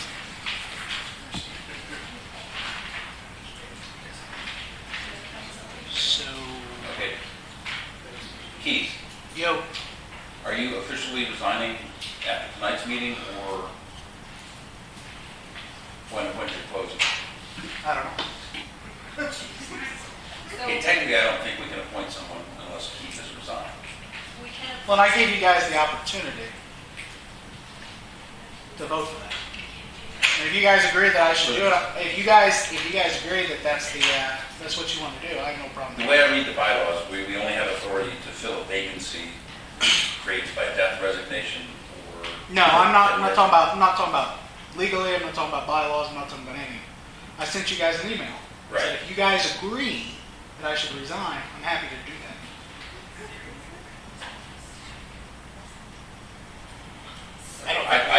Did you get that email? Yes, I responded to it. You did, you told me to I'm the only resign. one who responded to it, they involved it too. Yeah.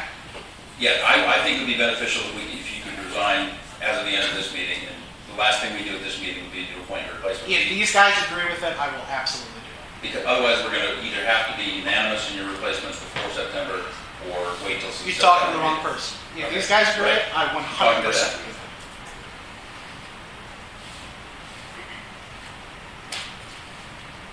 Opinions? Legally, he doesn't need to resign, he can possibly Okay. start as of date. As of the closing. Where do you get authority for that? Okay. I don't know if it's got statute, but It doesn't say filling a vacancy. Does it allow us to do that in advance? it does, I mean, yes. that makes sense, but It does, I've researched it. Majority of the time, I mean, these things happen outside of a meeting anyway, so typically boards will appoint outside of a meeting because nobody knows when a house is going to close. well, he's got a closing date. You No, dude, I don't have a closing. It's in your contract. No, it's not in my contract. That's the strangest real estate contract. Then it's strange. I don't have a closing date. At the earliest, it will be the 16th, which is Friday. But that is not decided yet. It could be Like next no week. meeting set up for them to come sign. Huh? There's no meeting for them to come up. Correct. Sign. Correct. But I have absolutely no reason to make that up. If I had a closing date, I would tell you guys. I've been very transparent about the process. And even, honestly, even if you did have a closing date, you still wouldn't have to tell us, we could just appoint somebody to say, once his property. I don't have to tell you anyway, That works. because that information's all out there. Right. Yeah. But I agree with what Lisa said and what you said, Bill, and even you said, Katie, that unanimous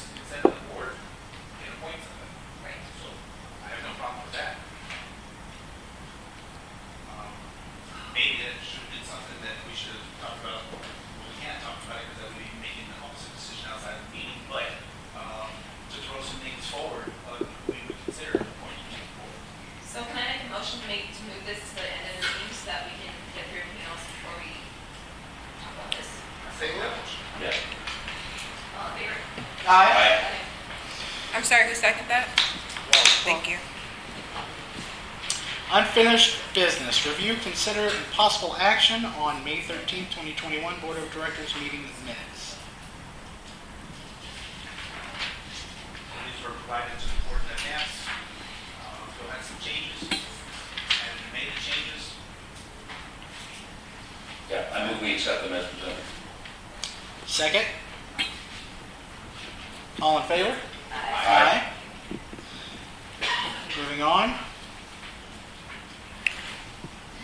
Review and consider draft social media policy. Last meeting, we directed this to the neighborhood advisory committee, and they work on it, they send it back, and they're still working on it. So, I make a motion to Felicia, postpone this. yeah, Felicia sent us a copy that Sherry did. I sent it to the Right. advisory committee Which is- on Monday. She came in on, I believe, Thursday. We made the changes Friday, I'm sorry, you came in Friday, right? She came in on Friday, we made the changes, and then I submitted it to the committee on Monday. So that's where it stands, it's back. Back to the right now. committee, correct. Okay. Can we rush this, because I've been hearing some committee members are posting some not very nice things towards residents. Can we kind of move this a little faster? The only problem with that is the changes, We've been talking about this now for probably. right, but the SB 186 is going to have a massive effect on this, depending on how it's interpreted.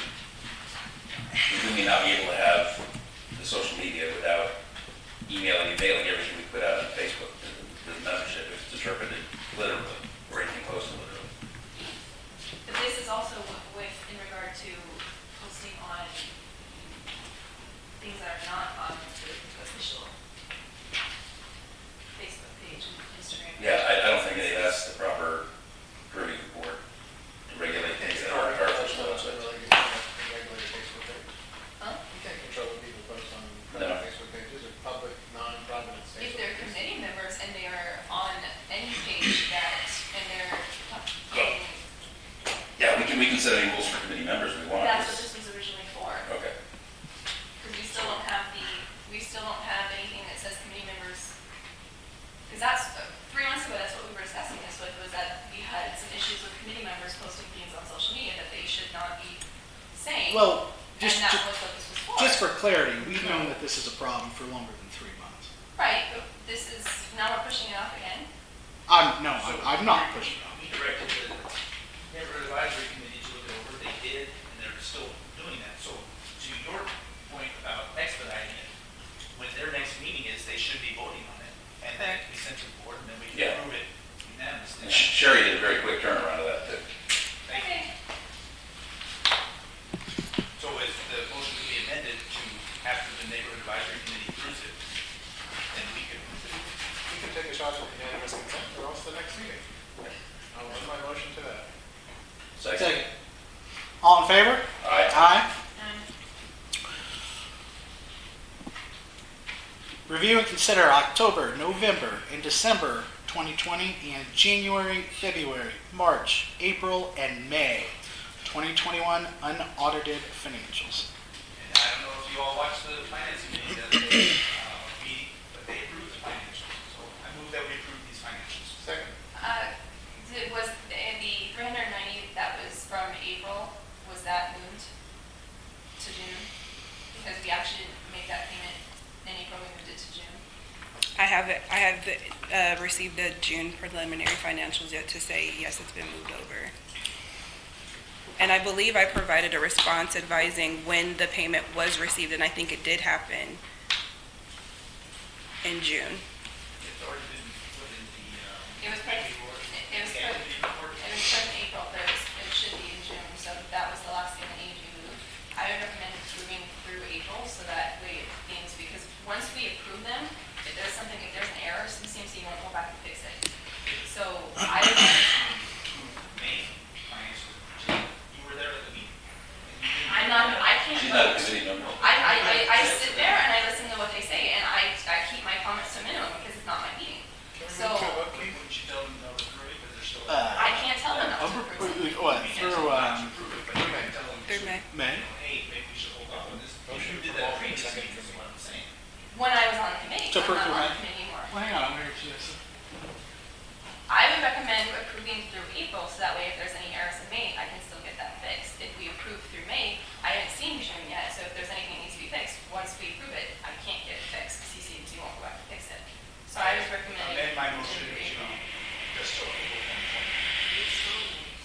Second.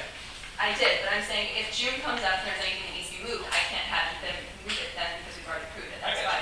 I changed it. Second. All in favor? Aye. Any opposed? Any abstain? Okay, review and consider check signing and payables resolution. I make a motion that we approve this. Second. The recommendation is to pause this until we approve the procurement policy. I think that was left over from the last meeting. Is that still a recommendation, or? I've provided you all with, especially with your suggested changes, including with the procurement policy, everything that you've suggested that you want it changed, it has been changed. So the, that recommendation is not current? Correct. Okay.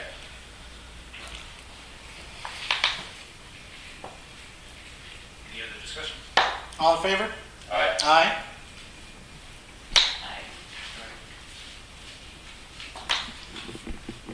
Moving on. Review and consider procurement policy. And this one does have the changes that Bill suggested. It does, but its format slightly messed up on this. And it doesn't change the procedure paragraph. I didn't rewrite that, I just said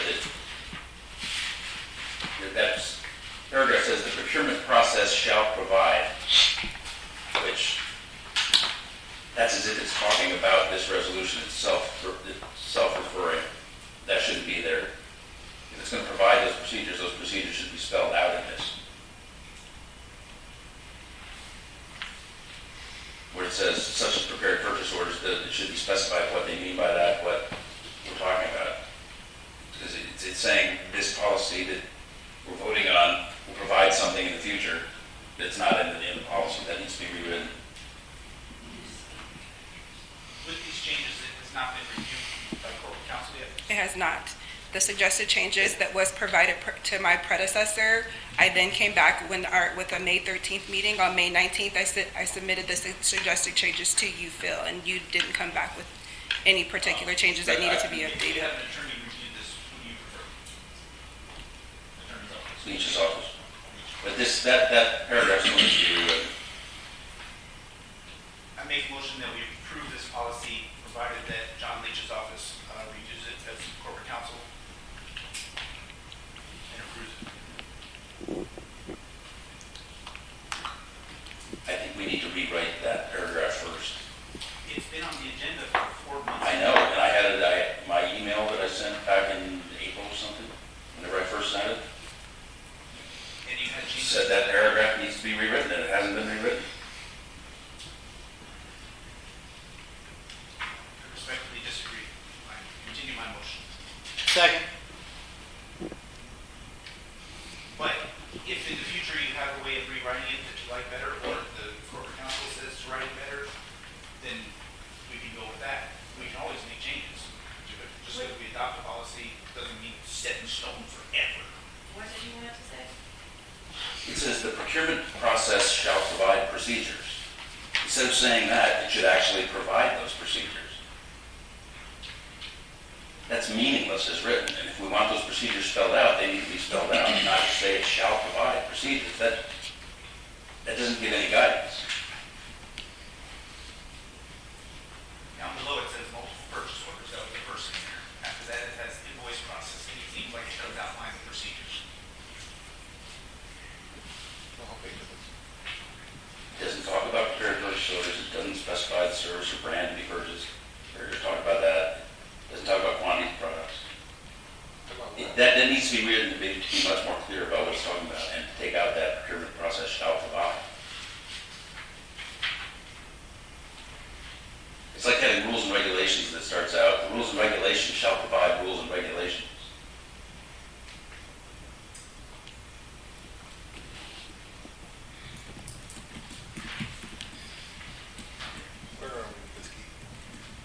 There is a motion and a second.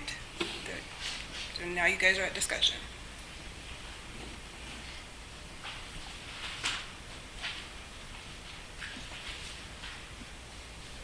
Sounds like the discussion's over. All in favor? Aye. Aye. Any opposed? No. No. No.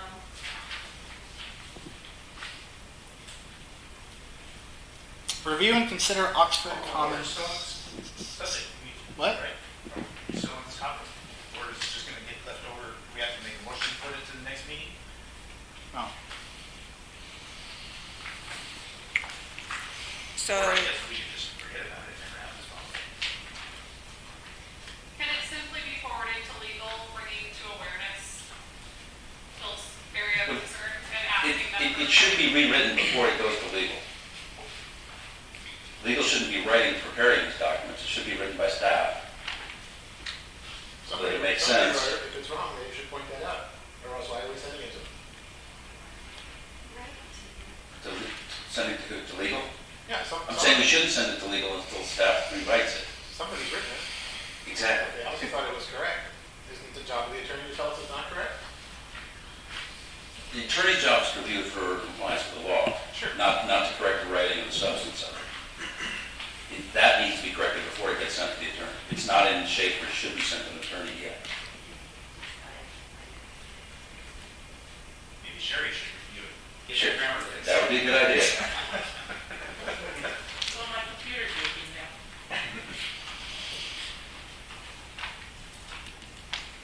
So you can make another motion, Walt? You can, you want management to rewrite it? You want to rewrite it? I don't want to rewrite it. Make a motion to have management rewrite it and submit to us for the next meeting. Second. All in favor? Aye. Aye. Any opposed? Any abstain? Okay, review and consider Oxford Commons parking policy. Okay, the thing I sent, I was under the wrong impression. There are two versions of the parking policy going around. When I asked Tasha to send me a copy in Word that I could redline, she sent me a different copy than the one that's presented here first. This one has been presented at meetings back at the March 25th meeting, and the version that was sent to the homeowners in Oxford Commons was this version that I did the redline version of. So they really need to be, the two versions need to be merged now. I was not aware that there were two different ones until this afternoon. So I move we postpone this for next meeting, unfortunately, again.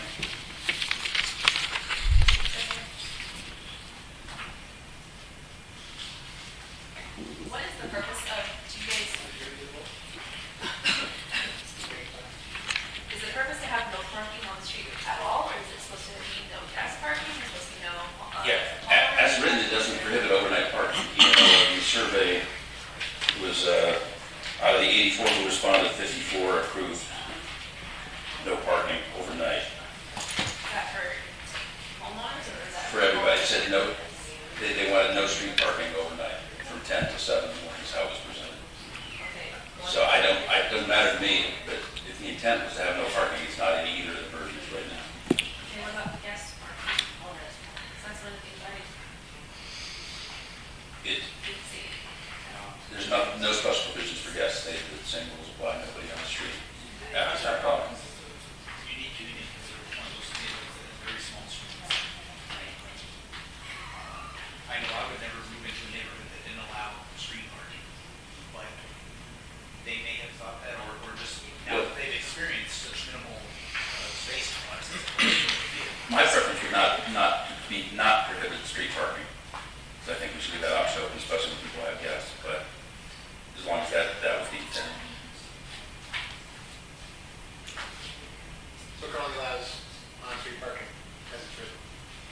Yes.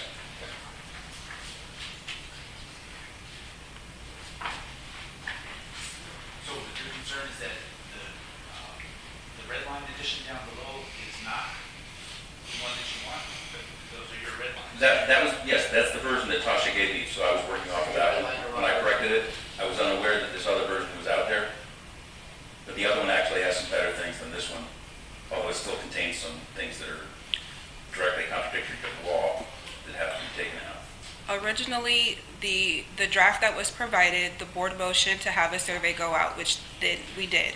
We got the results back, we provided a revision.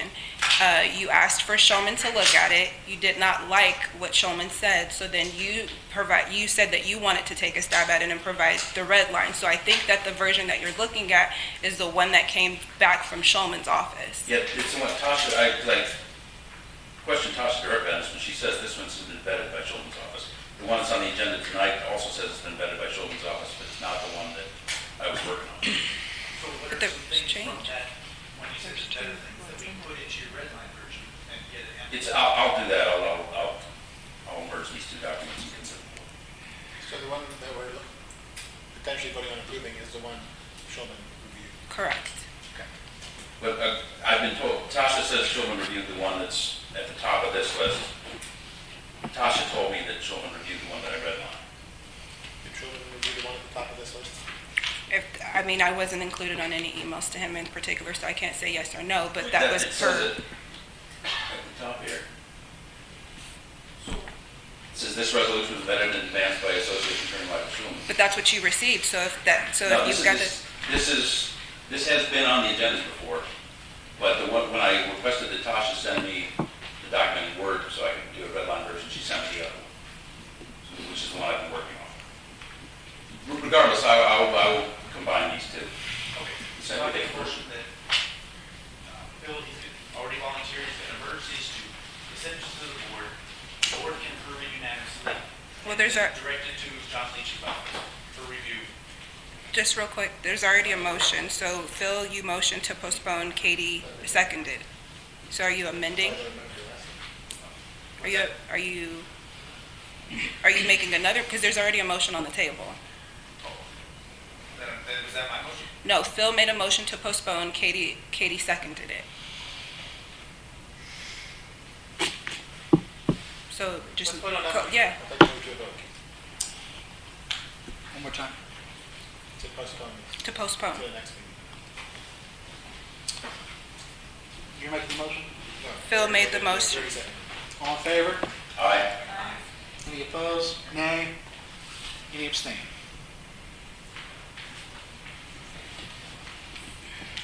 Okay, review and consider Providence Center lease agreement. Make a motion not to approve the lease agreement, renewal. Second.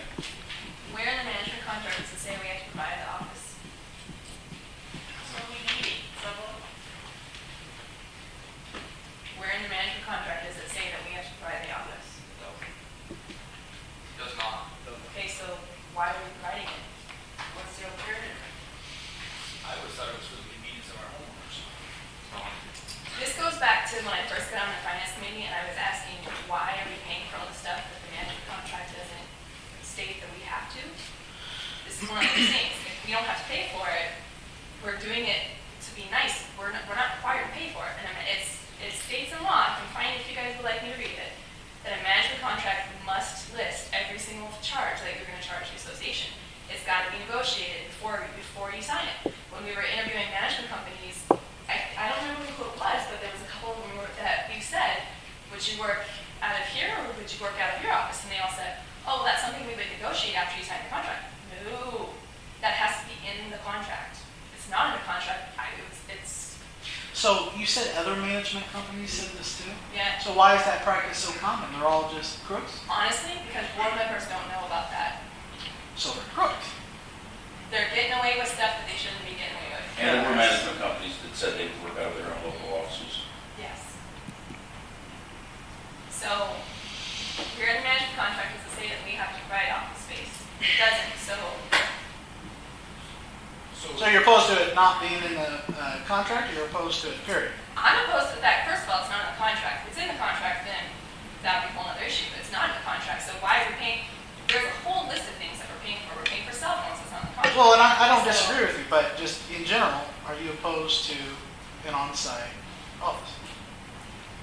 I have mixed feelings about it, to be honest with you. Okay, because my biggest issue with this is 10 years. Yeah, 10 years with no That's out. a long time. I just got done signing several leases for a lot of office space, and 5 years is the longest we went. Most of those leases were 3 years. Yeah. I've never signed a 10-year lease. Never ever. And if we are going to renew the lease, that was what I was going to suggest, is we have a lower period for a termination clause added to it. Sure. It's kind of one of those things where we've always done it this way, so now we're kind of stuck with it for right now. And again, this is why it should be in the management contract, because if it's in the management contract, then these decisions aren't, but. That makes a lot of sense. Just because you've always done something a certain way doesn't mean you should continue. That's rule number one. Now, in considering this lease, I went out and started shopping around for spaces. Spaces are renting for over $4 a square foot. Like over in the Smith Shopping Center, Sky Canyon, forget about it. So where this one is like $243 square foot, it's almost half the price. So even if we thought about downsizing, we really get hard on this. But again, we're spending $13,000 a month on something that it's not in the contract that we have to pay for. And we don't need this much square footage. We can still save in absolute terms even if we're paying more per square foot. Can't you rent the Northern Terrace Clubhouse for meetings? So to answer your question, Ms. Lauren, the board is presented with several different ideas, areas for having meetings. It doesn't come from management space, which to the case point, we don't have to have management space. There's a whole list for meeting places, which are very reasonable. But again, it boils back to the problem of the management contract doesn't stipulate who provides the office space to run Providence out of. So, Jeremy, would you like to clear up what happens if we don't provide you office space? there's an email that I sent out about Is your that. staff going to work for free? Somewhere for free? You said we renegotiate. Right. There was an email that I sent out that I specifically asked this. I said, what happens if the board decides not to renew the lease? Larry came back and said, well, we would provide you with other options and we would do an addendum to the contract. And I said, okay, well, a board has to agree to the addendum to the contract. So what happens if the board does not agree to that addendum? The response from Larry was, well, then we have to have a conversation. And that was email. I emailed everybody on there because I wanted all of us to read the response because there wasn't a good answer. You're under the impression for the rate we pay now, they're going to put their staff up in an office at no expense to us and use office supplies at no expense to us. I am saying that this is something that has to be in the management contract, and it's not. So it's not our problem. If we decide not to renew this, it's not our problem where they look at it. That's for them to figure it out because it's not in the management contract. It's just saying that we have to provide this. Well, then the lease is space to the association. Again, it doesn't say that the association has to provide management with an office to work out of. Correct, you don't have to. What? You're going to pay for them to work somewhere. Why? The contract doesn't But say again, that. the contract doesn't say that. They can terminate if they want. Sure. Excuse me, aren't the homeowners paying for this? Through the assessments, yes. Okay, so we pay for that, right? Okay, Yes. So I think you should probably send a letter to each homeowner to see what they pay. But again, it has to be in a management contract. If the management contract does not state that we have to provide CCMC with an office, then we don't have to provide CCMC with an office. If you want to save much money, that's a huge area that needs to be fixed. And I know that there's people who disagree with me, but it's if you like, I can find it in the law. A management company has to, in their management contract, state everything that the association is to be responsible for. It does not state that that we have to provide an office. Well, it's just convenient for a lot of people, especially. I understand, and my argument is not if it's on-site or on-site. I've been here just about 7 years, not that long, just about 7 years. But it's really convenient for me to go drop off my associate duties over here in this office. It is. I understand that. Go in there and talk to people when I need to. That's why I said sometimes we gotta be a little flexible. It is, but $13,000 a month when it's not stipulated in the management contract, that's a big thing. And I understand it's convenient, and I'm not saying that we shouldn't have on-site. What I'm saying is it's not in the management contract. There is already a motion on the table. What is the motion? The motion Not is to approve. renew the lease. Not to renew. Yes. Yes. Yes, I'm open to negotiating to keep this Keith says we have a shorter term lease. That's what I was thinking. I know we have a motion, but if we didn't, I would motion to do a 5-year. And we can We can negotiate with CCMC. Yes. Katie's I'm just motion saying, is the way that it Katie's is. motion is to reject this proposal, which is to continue the lease on current terms, which we're renewing for 10 more years. And I've seconded that. So we're just shooting this down. That's the motion. Yes. All in favor? Aye. Aye. Aye. Any opposed? Any abstaining? I abstain because I'm a customer or whatever. Fair enough. So then I will make a motion that we approve the lease for just 5 years. Well, I would like management to fix that in the contract and then also negotiate the lease. Because yeah, I would agree. And I even think 5 years may be a little Right. long. I think I'm thinking, 2 or 3. yeah, I would agree with that too. So, and I think it's a really good time. I know it's a really good time to negotiate office space. What was your motion? I'm sorry. To do a 5-year lease. But I don't believe you got seconded. No. I did it. So I'll withdraw. I think it just needs to be negotiated. So then, are you making that motion? Sure. I will make a motion that we negotiate a possible renewal for this space, and I am going to add in there that Katie, management contract needs to state it in their contract. that's illustrated in a management contract. What if we're paying for it, what we have to pay for and what we don't have to pay for and how. Give me the specifics. Okay. So I see President Jeremy is back there nodding his head, I want to say for the record. So he understands what the board is asking for. One issue that I have is that right now that we do not have a lease with this landlord, he's charging us extra, is that correct? 1.25% 1.5. as a holdover tenant. Some of our money. Okay. So there's a motion, there's no second. Oh, so we want to second that? Second. All in favor? Aye. To negotiate the To renewal negotiate terms and have it put in the more management contract. favorable lease and to illustrate that in the management contract. Okay. If I may. Yo. Because we are charged extra rent, would this be something that we might get resolved before the next meeting for 2 more months of payment? It would be nice if it could.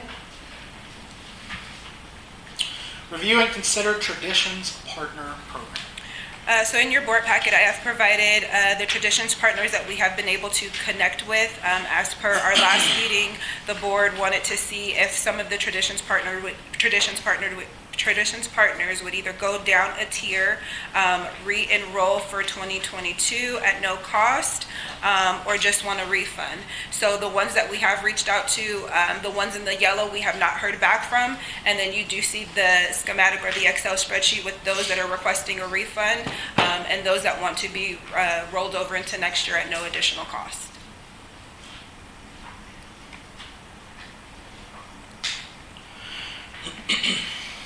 This was the advisory committee reviewed, they said this was ready to go? So I did bring it to their attention. They didn't have any quorums or any suggestions to it. When I requested their feedback, they really just wanted to know what each tier the Tradition partners were in, as well as what they did. I motion to adjust the offerings included and then refund the tradition partners that want out. Second. Which ones didn't respond? The ones in the yellow. Okay, what are we going to do with those? Move them down. Motion to adjust the tier sheet. Oh, you're saying because they didn't respond? If they didn't respond, I think we have to refund their money. Because we violated the word breach of contract. I would agree with that, yeah. I disagree with that. On what basis? Because we refunded people the money and didn't even ask for it back. I'm just saying the right thing to do, whether they ask for it back since we're in breach of contract, is to refund their money. How many times have you rejected? I haven't. Tasha did, and I want to say she's emailed them. She's called them multiple times. She just hasn't heard back. As a matter of fact, one of the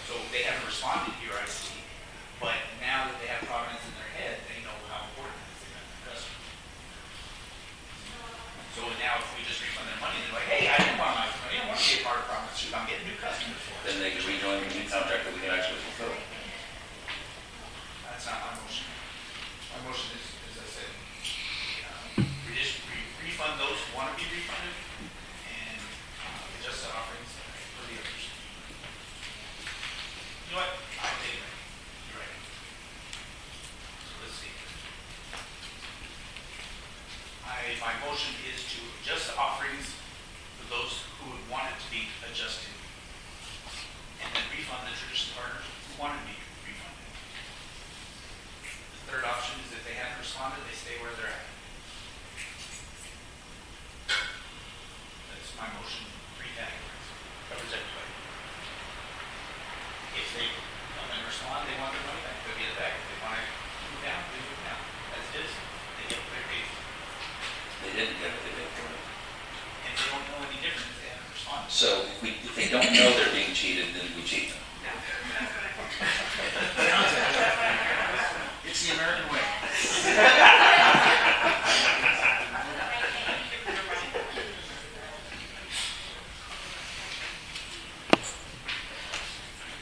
Is there a second?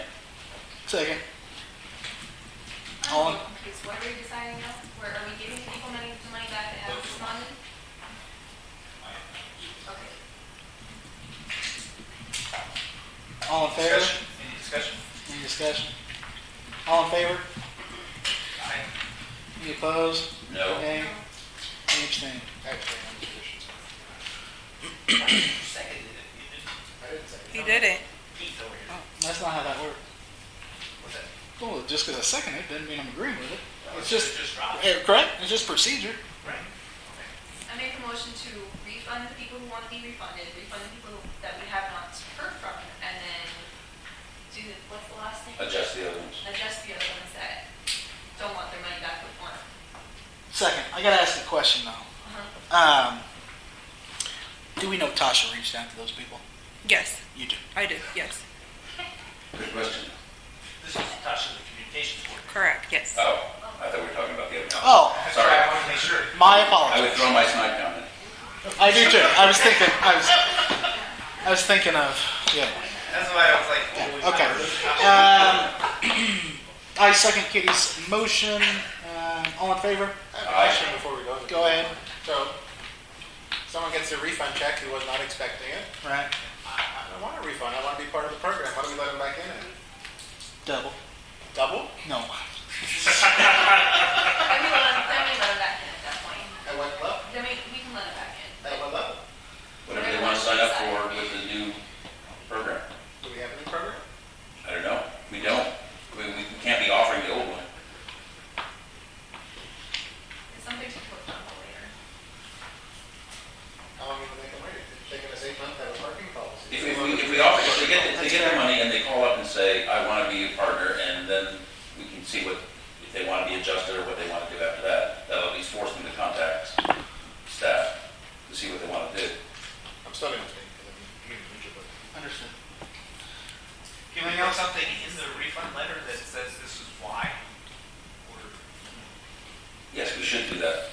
and that they can come back, that these were the options that we offered to you. You didn't respond, so we took the avenue of refunding the money. I understand that's the right thing to do. But let them know. get back in. I'd be curious to see how many of these checks get cashed. Hang on. Come on, get back. Anything else? All in favor? Aye. Aye. Aye. Any opposed? Any abstain? Review and consider lifestyle spending. I was the one who asked for this to be on every agenda. I don't have a whole lot to say about it right now. If you guys want to discuss it, I'd be happy to discuss it. If not, I'm fine with it. So we got past the Independence Day celebration with all of the responses from homeowners. And so it was, I still feel confident in the board's decision to not have the Independence Day event. Now we're looking forward to one of our next big events is Huckleberry Harvest Day. That's in October, late October. We can do a food truck roundup, usually around September, late September. That, while I see the previous year's budget is $17,000, I don't think it needs to be that. I actually talked with Tasha, our communications coordinator, who I mentioned earlier, to be a lifestyle director. She organizes the Trucking Tuesdays, no cost to the association. Food truck roundup, again, it was budgeted last time we had it $17,000. I don't think it needs to cost that much. Could be definitely downside advertise petitions, partners could be out there with their booths. So that would be minimal association, but still, get that sense of community back. People getting out at Knickerbocker Park or wherever, have something. So, We still have a sense of community in our neighborhood and I'm glad you do. without spending money. We got a ice cream thing going on, it's great. But I'm talking about overall Providence, getting out and meeting your neighbors. You can do that without spending any money. I just said, Yeah. I didn't say anything about spending money. But that's what this agenda item is about, lifestyle spending. I took it to be overall lifestyle, getting things done, things happening. Now it's considered lifestyle spending. So, well, the president mentioned having discussion, so this is the Right. discussion that I'm having. Right, so lifestyle events at no cost are great. I don't think anybody opposes that.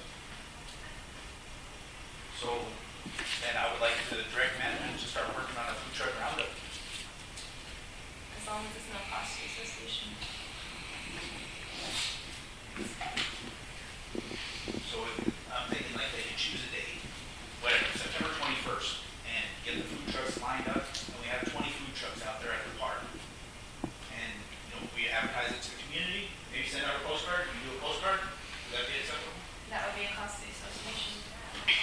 Okay, I tell you what, we'll do it in the mailer with the election committee. We'll do that, right, with the meets candidates or. If you have a line, you put it in all the Gazette and all those things too. So that's no cost for mailing out, we notify everybody, have a big party at the park with food trucks showing up, and it's like no cost to the association. Tradition partners come out, they have their booths, so people are wandering around eating their hot dog, and they get to see the people and, interact. Hey, Walt, do you think we should spend money on events? And if so, when? I think now is the time. We have $30,000 less in our reserves than we did this time last year, and that's without having all these social events this year. And we're Still have 194% of the $1.2 budget million on water. short in the reserve. Let me tell you, And we have no plan to put anything extra into the reserve. We're just, Except for that, you cut. next year, we're scheduled to only put $1,000 more than we're already putting in a month this year. So if we don't make an effort to put money back in the reserve, Hey, it's not going to get there. Katie, I agree with everything you're saying. Do you think we should have events, and if so, when? So statute says the reserves have to be adequately funded. Adequately is not defined. The problem is that amenities are not offered in the CCNRs or the NRS 116. It says we have to fund reserves. It doesn't say we have to do amenities. Amenities It's beyond are that, they're not even authorized in our governing document. The question is, So should we it's- have them, and if so, when? once the board is confident in the reserves. And Phil, should we have events, and if so, confident in when? the reserves right now. My position is they're not authorized in the documents at all. So, no. But we shouldn't. I would not oppose having the large events that everybody can attend. At a cost. I will continue to oppose small events that everybody pays for, but not everybody can attend. But my better thing is to have events paid for by the people who attend them.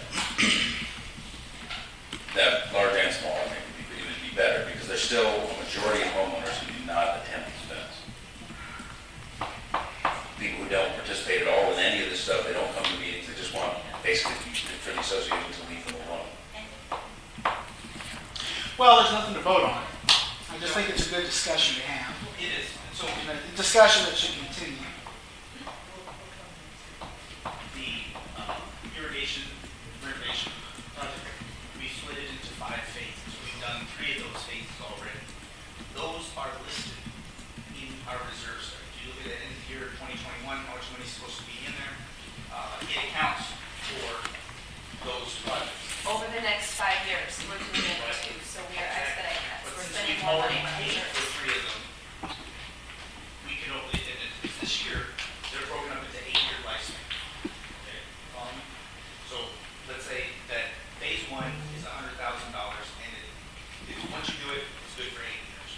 So every year you put 1/8 of the money into your reserve. So at the end of 8 years, you have it there. Follow me? Everybody's following? So since we've already paid for those, but the reserve study didn't account for that, we we actually have more money in reserve No, than we we don't. needed. Yes, we do. No, because the reserve called for us to spend half, okay, I will pull this up.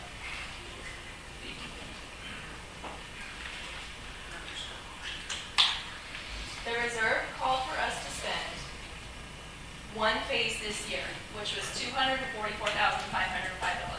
We did two phases, so we spent $431. So we spent more out of our reserve than we're scheduled to be done this year from our reserve. Exactly. So we're spending more out of it. That money is not being put back. That extra 180, that hasn't been put back. We've done a favor for future boards because we paid for things before they needed to get But done. we're already. No, we didn't pay for it before they needed to get No, done. excuse me, ma'am, we did before the reserve study called. for it. Right. But we're already $1 million short. So now we're $1.2 million short. But let's say the reserve, I'm not looking for the number here, I thought I had it. Oh. At the end of, I get what you're saying. So are you saying maybe there's no level that's adequate to set the 100%? That's what, No. That's what you would. No, I mean, 100%, we're not scheduled to be, we're scheduled to still be in the. I in know, the- I get what you're not saying. have this I get what you're discussion, saying. but I talked with our reserve study specialist today. And I asked him, I said, you know, if we, I brought him that, if we already paid for these things that you're accounting for in the reserve study, then that money doesn't need to be there today. He said, no, of course not. Now, for 8 years down the road, in this case, it's an 8-year project, you put a little bit of that in there. Okay, I get what you're saying, because but that 200, that amount that we overspent, that money was meant for other things. What's lacking, what needs to be spent? We can look it up in the reserve. But that money we spent, that money was meant for other things. We have spent that money to expedite the irrigation repair. So if we don't put that money What back, those other things are. The loan is something, that's the big thing, I'm not disparaging that whatsoever. So I said to him, well, what about this, you know, if it's, somebody says it's 50% funded, the reserve. He says, oh, don't even get me started on the percent funding thing. This is the reserve study specialist who did it. He said, boards get worried about percentage, but if you've already paid for something, then it's paid for in the future. So he said the way that he looks at it is if you take the next 5 years of reserve study items, in the next 5 years, so whatever's listed in reserve study, you're going to pay for this year, you're going to pay for this year. He said if the board has enough money to cover 5 years worth, you're in a great position. He said if you're in a position where you can got that money in the bank, that you don't have to put another dollar in your reserve to cover that amount, you're in a very, very good position. We're not there. we're not. No, we are not, but we're very, very close. No. We're not. We're still scheduled to be at 46% or so for the next 2 years. This is as high as we're gonna get. The reserve study calls for a beginning 2022 balance of $2 million. Yes, that reserve study is based on the guidance we gave them and about what our budget is and what we think we can do. I didn't say anything about budget. 2022 balance, beginning year, $2.2 million. Okay? Yes.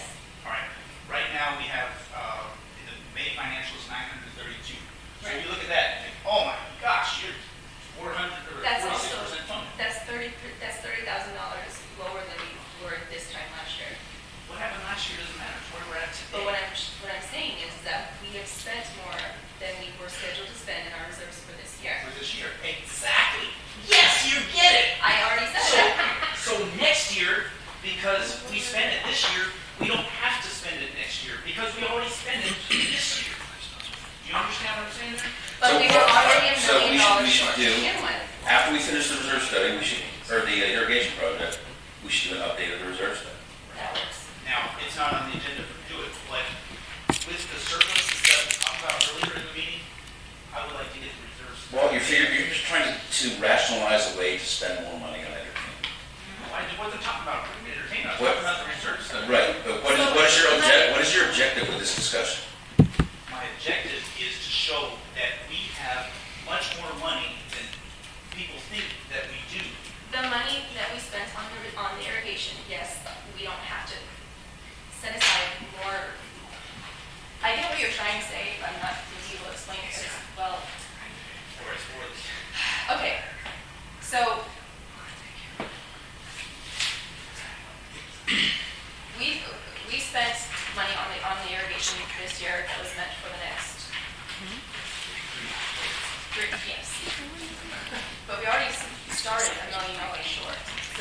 that money out, we're taking money out that was meant for other things. And if we don't put the money back in, when we go to pay for the things that that money was supposed to be for, we're not gonna have that money to pay for that stuff. And any unforeseen things that come up like the irrigation project. So, let's go with that. I really don't think we should keep That's- these people waiting for this discussion. We can do this offline because it's not an agenda issue. Anything else? We still have to go back to the appointment. Yeah, you guys want to circle back to that? Yes. Let me know what you're gonna do. Phil, Okay, Katie, Phil, if my house sells while I'm in the restroom, let me know. I'll know. All right, I know you'll know. You keep a close eye on this. That's what you do. Not me. Somebody. You're pretty sure that legally we can do? Yes. Okay. We can appoint somebody to start as soon as it's. Okay, as soon as it's closing. Okay, then I move that we appoint Anthony Fox to replace Keith as soon as Keith is no longer on the board. Anthony is the person who got the third highest number of votes in the last election. So I think that's the fairest way of doing it. If you guys have any questions you want to ask, we got the answer. I apologize, Anthony, I don't know everybody in the room. I know most people. Have I met you before? I don't know who met. Have you been to a board meeting before? It's my second one with you. There's other board members that have been on the board that never went to board meetings before also, but I just wanted to clarify. I have a question. Do you intend to run in November? I'm sorry? Do you intend to run for the board in November? Yes, I did. I just don't mention I ran last time. It was the first place of the year.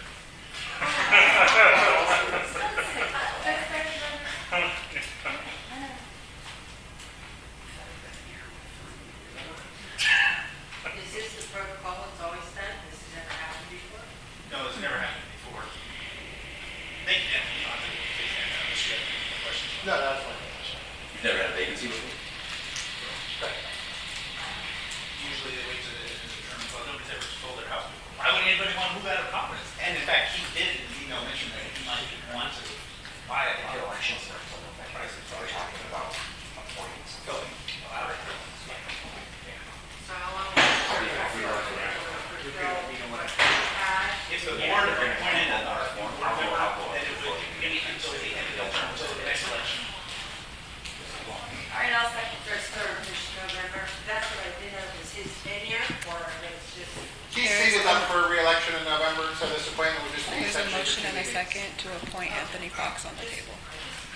In the event of my meeting, No, at the closing of your property. well, that's, For the annual member meeting. So it's for 3 months. And all decisions that take place in between meetings. Right, we have a motion and a second. What's the motion? To appoint Anthony Fox to replace you upon your selling your house, because you're no longer eligible. All in favor? Aye. All opposed? Question on this? Any abstaining? I abstain. I was still thinking, We could, Need a vote? I'll say yes. I was just, I was just thinking,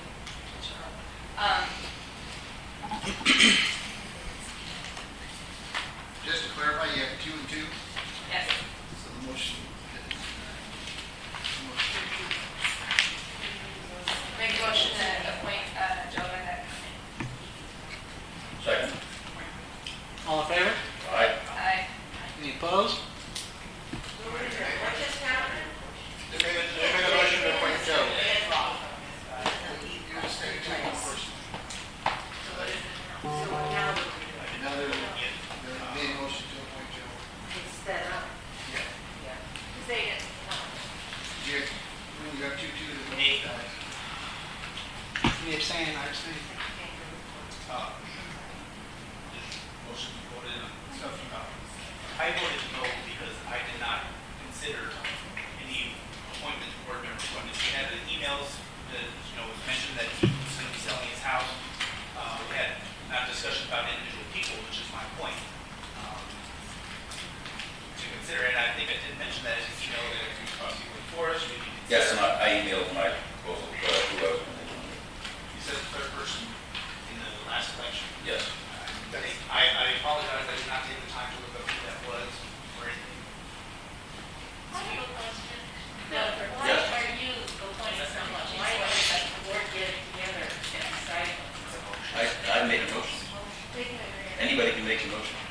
on the agenda, Sherry, to discuss this, and he made a motion on that agenda item. Oh, okay. So then how did we get from one person to another person? Because it was not approved.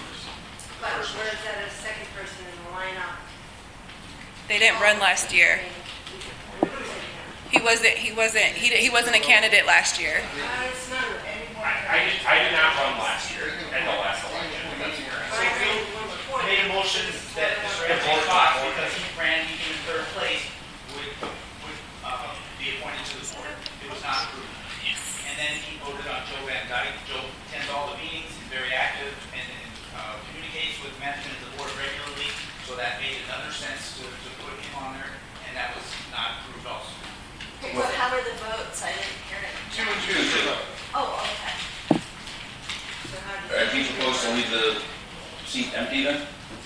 No, I did propose that we find somebody that the board can unanimously approve. I would have another stipulation. I should agree with something. That they're not going to run anything. They just want to finish out their 2 meetings and serve the community for sure. We have 2 people that are going to run. It's unfair to put one in that spot. It makes it seem like they're. If you're interested in running, great, you should run. I'm not going to vote to appoint someone who's going to also running after this. We should appoint someone to do our business for 2 months. The seat should be new. And Joe and Anthony can run with whoever else are running. And let the residents decide. Can I offer a suggestion? And, You can't tell someone that they can't run, Joyce. I'm just not going to vote for someone to fill key seat who is going to run. Okay, so Can't tell not to run. I said I'm not going to vote to approve a temporary appointment of someone who's going to run. Doesn't matter who it is. It's not specific to Joe or Anthony. If you want to appoint a person, you don't need to vote for that person. Give me someone who's just going to run out Easter and not run. but you can't guarantee that. Can I offer a suggestion? Yes. And feel free to shoot this down. I don't mean to put anybody on the spot, but it's only one meeting, right? Right. Only one meeting. What about this guy who spoke earlier? You're very knowledgeable. We're talking about one meeting.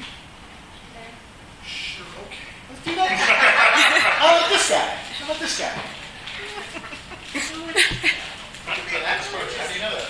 He could be an axe murderer. You could be an axe murderer. How well do I know you? I make a motion to appoint Tim Grayard to the board, to fill Keith's position. Tim, please stand up. Tim, do you intend to run again in November for re-election? Be happy to, yes. You'd be happy to? Okay, then I'm By going to the way, vote. I just volunteered to be on the board for Somerset to fill vacancies on that self. But do you intend to run for re-election in November for this seat? Yes. You do? Okay. Next. All in favor? There's no second. Oh. Can I second? You made the motion. I'll second it. It's your own motion? It's your. Oh, okay. I don't think it's proper for Keith to participate I'm- in any way in his own. There's a lot of rules here, and I'm trying to play by the rules. So I like this guy. The runner-up should I do. Full disclosure, if you want to have a discussion with somebody, and then we can unanimously approve it. All right, I would love to do that. let's do that instead of wasting time here. All right. So nothing? Moving on? Yep. Yep. I'm still Team 10. Comment. Huh? Comment. Yeah, okay. Moving on. Board meeting? Next board meeting, September 9th, 2021 at 6 p.m.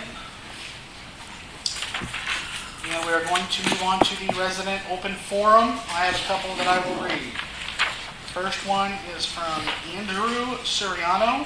He lives in Madison Colony. Something needs to be done. I just caught 2 men running.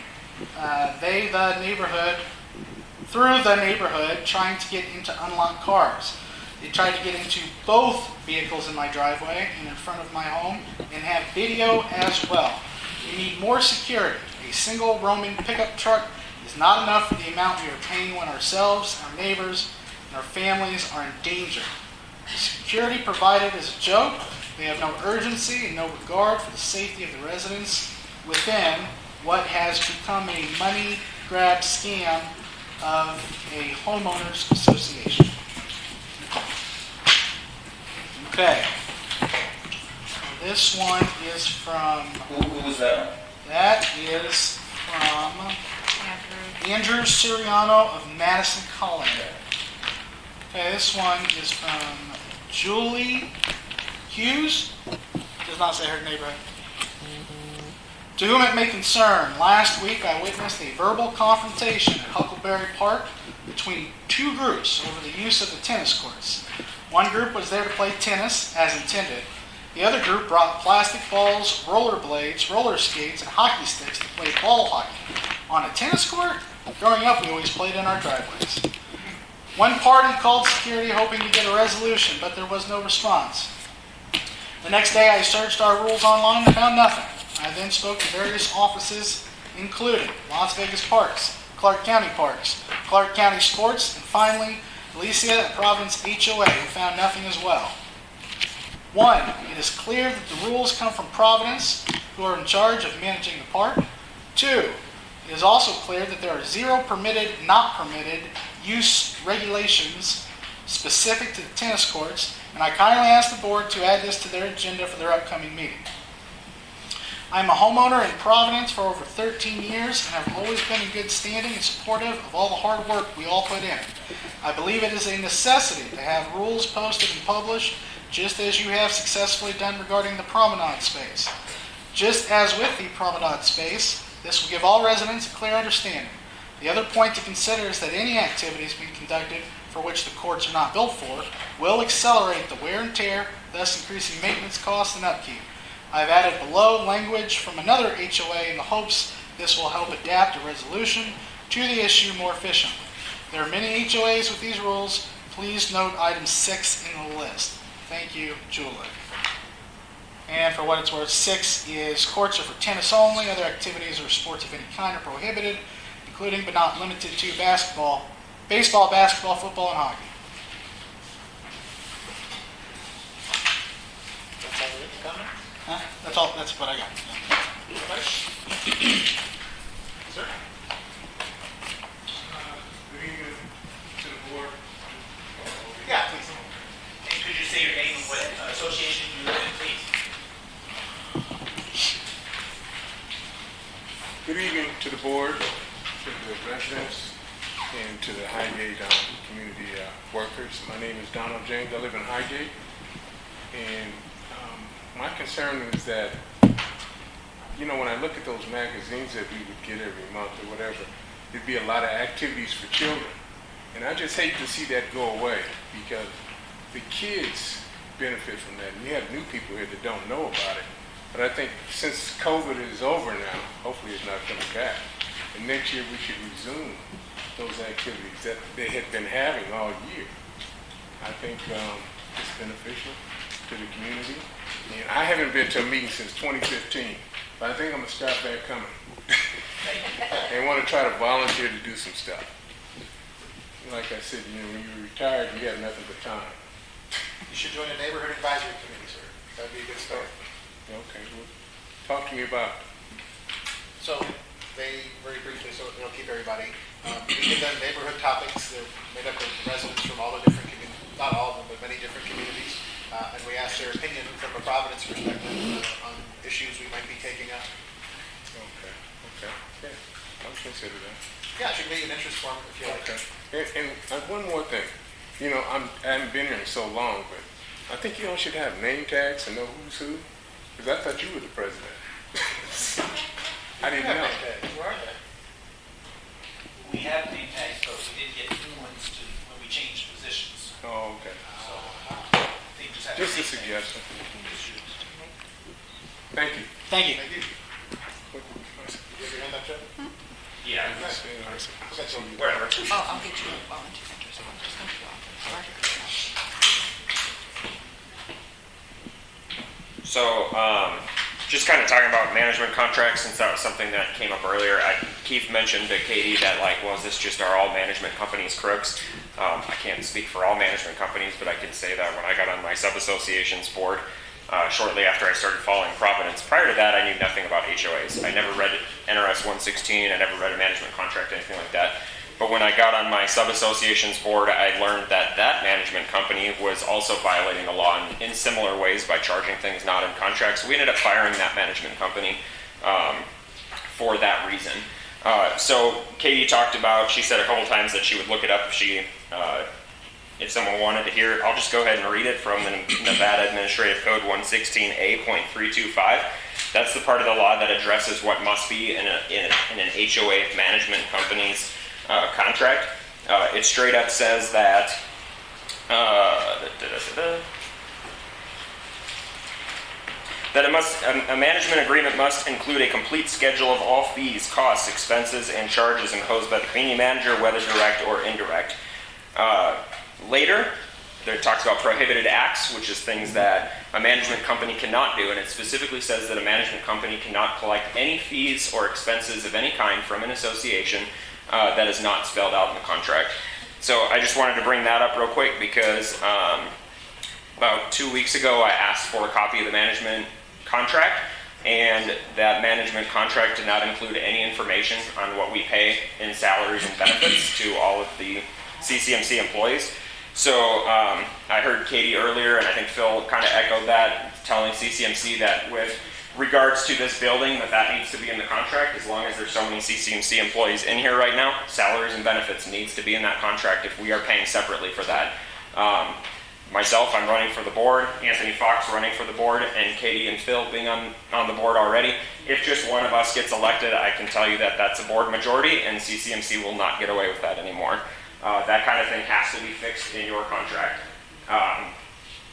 Right now, Katie and Phil get pushback from other board members that maybe don't know that. Change is coming, and CCMC is going to need to fix that because there are other things that we pay for also not in the contract. A first aid kit, CPR classes for CCMC staff, cell phones for staff, an Amazon Prime account.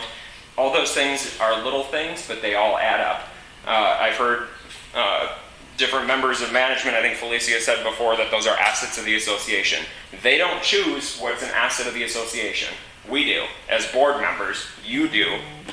So why do we have 9 cell phones for 5 CCMC employees when we're not required to provide a single one to them? Why do we have cable in this building? Why do we have the building at all? Why do we have the vehicle outside? Why do we have a first aid kit? Why do we have an Amazon Prime account? All of those things, as board members, you need to know what's going on with that. One of the things in the management contract that was redone earlier this year changed the management fee to $1 per door per month. I looked at the finances. I asked those from Felicia as well. She sent them to me, and the same day I looked and I said, well, then why are we paying $9,000 some per month?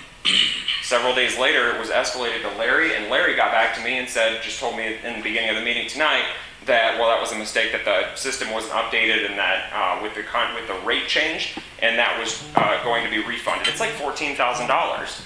It's upsetting to me that you guys all made that change with the contract a couple months ago, and apparently nobody looked to see if that number was changed on the financials for how many months. A finance committee of people that claim to be numbers people should catch that. A board member, a 5-member board should catch that. I caught it in an hour because it's on the summary page of the financials. All the CCMC employees that put the financials together, multiple CCMC employees in here, finance committee, 5 board members, somebody's got to catch that stuff. If we want to get back to events and spending money on the fun things that everybody wants, we need to stop spending money on the things that we don't need to spend money on. I appreciate that you are going to keep looking at the lease for this building because I think that's a huge savings right there. I hope that continues the way it's going.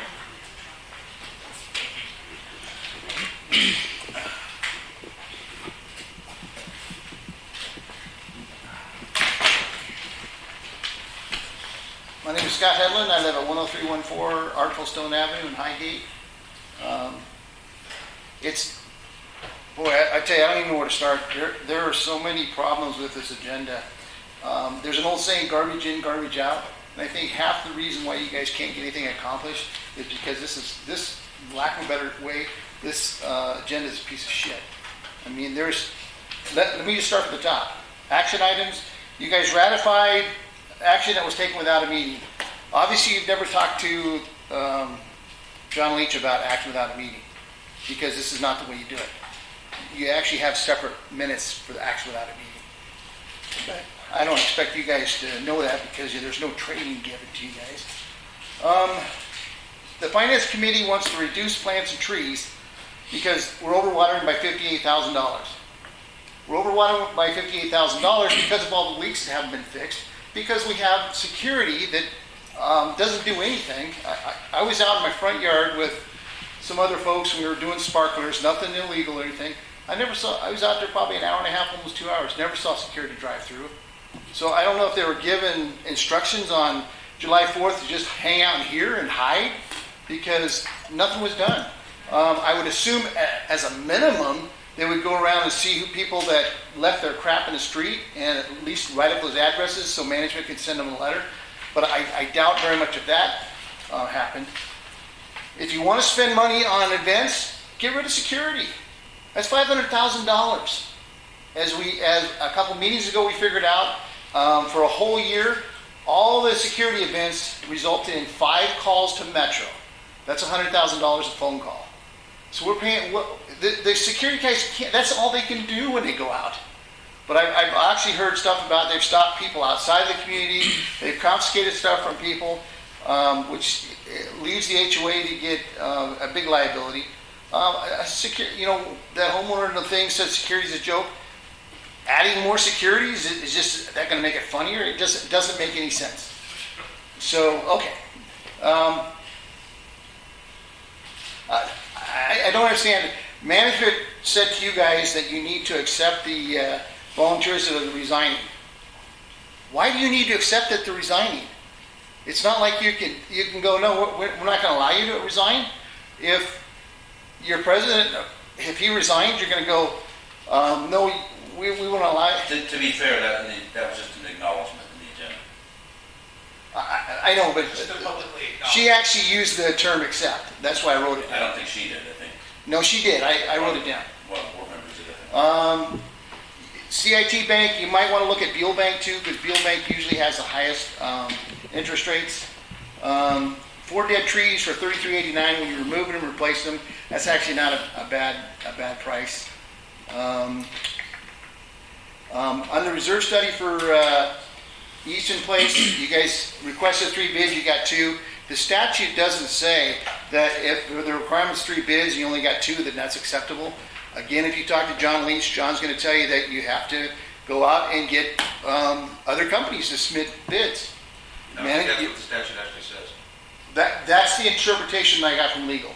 Okay, so the statute says you have to do your best effort to get this through bids. How would you force people to put in a bid? There's probably 8 or 10 reserve companies, so I don't know why they use those 2, but I'm just pointing out what I got from legal. So just for FYI, I'm a community manager, been doing this for 19 years.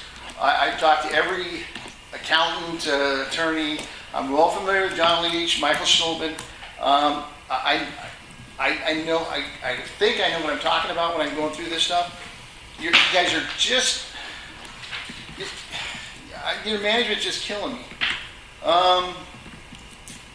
The reimbursement about Highgate and Providence, if you get with the landscapers, they should be able to figure out how many plants are getting watered on Highgate and how many in Providence, and they should be able to give you an estimate of the water usage so that you can go to Highgate and say, hey, we'll reimburse you for X amount each month. But I have a question. It says removing Highgate meter from Providence easement. Is it the other way around, or is the meters? I thought I understood the meter was on Highgate's property, but this says it's probably in an easement that's this is owned by Providence. If you look at H, it's backwards. It says possible action of removing Highgate meter from Providence easement. So that makes it sound like the meter's actually in Providence's easement. So, and that just kind of highlights part of the problem tonight is that when I look at these agenda items, like I said earlier, they don't comply with the statute because the statute says it needs to be clear what action you guys are taking. There are items on here that you guys were scratching your head going, what does this mean? So how can you be efficient if you're working on something off of something that doesn't make any sense? The whole discussion about the charter for the election and stuff, I think you should just scrap that and do a policy letter saying, hey, this is what has to happen during the meeting. Because in the last meeting, the last annual meeting where the election was held, it didn't comply with the statute. And there was nobody around. If there was a couple problems with a couple ballots, there was nobody around to make a decision on it. That should be part of your policy, is that if you're going to have board members that aren't running for election, then they're tasked with making a decision whether to accept these ballots or not. It's not rocket science. I didn't. Did you resign, or you're just waiting till yours to close? Okay, I couldn't figure it out. You know, an item that would go with that, if you would have resigned, there's nothing on the agenda to appoint a new president. It's like you think that would go together on whoever did the agenda. I just go and say, okay. And review and consider, like say, possible action on the minutes. What does that mean, possible action? Possible what type of action? The draft social media policy, is that going to go to legal once it's done? Because that was never said tonight, so I'm hoping it is. And once those policies are approved, do they get mailed out? Manager, do they get mailed out? They have to. They what? The policy, they have to. Okay, just checking, because you guys didn't. Usually what happens is when I'm on it and I say, hey, you're going to do a policy, as a reminder, you're going to have to mail out to all homeowners, and it doesn't take effect till 30 days after it's mailed. But you guys didn't get that information, so. And neither did the homeowners out here, so they have no clue about that. Let's see here. So all these policies are going to get mailed out. The check signing policy, the procurement policy, once it's approved. And as far as this building, what I would recommend is just signing a 1-year lease if you can, because obviously you guys aren't going to be able to make a decision in the next month or two, or even next meeting or two. Sign a 1-year lease, and then turn around and figure out, okay, who's going to be responsible for the building? It should be management. So, and then you can go and gives you time to look for other places that might be more compatible with what you guys need, because this whole space is basically a waste of space. You can hold your meeting anywhere. An office space is, you were talking about office space in retail places. Office space in retail, like shopping malls, is much more expensive than it is in a regular office building. I'm trying to go through this fast. I'm sorry, because I know you guys are. Scott, like anybody else speaking, I would never rush them. I'm listening to you actively, taking mental notes. Well, I appreciate it. And I do agree with you on the lifestyle thing. I think that probably some money needs to be spent. That's just my opinion. But it's the way things are spent are so skewed up.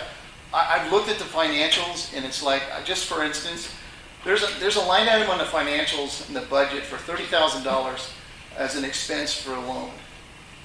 Loans, when you take out a loan, that's not an expense. What you take that money and pay is the expense, and the interest off that's an expense. But the actual payment of the loan itself is not an expense; it's a payable. And the whole thing about Providence, or the whole thing about CMCC, once you guys quote unquote accept the financials that they can't make any changes, let me point something out. When you have an audit done at the end of the year, what typically happens? The accountant puts on there, hey, we want you to make these adjustments.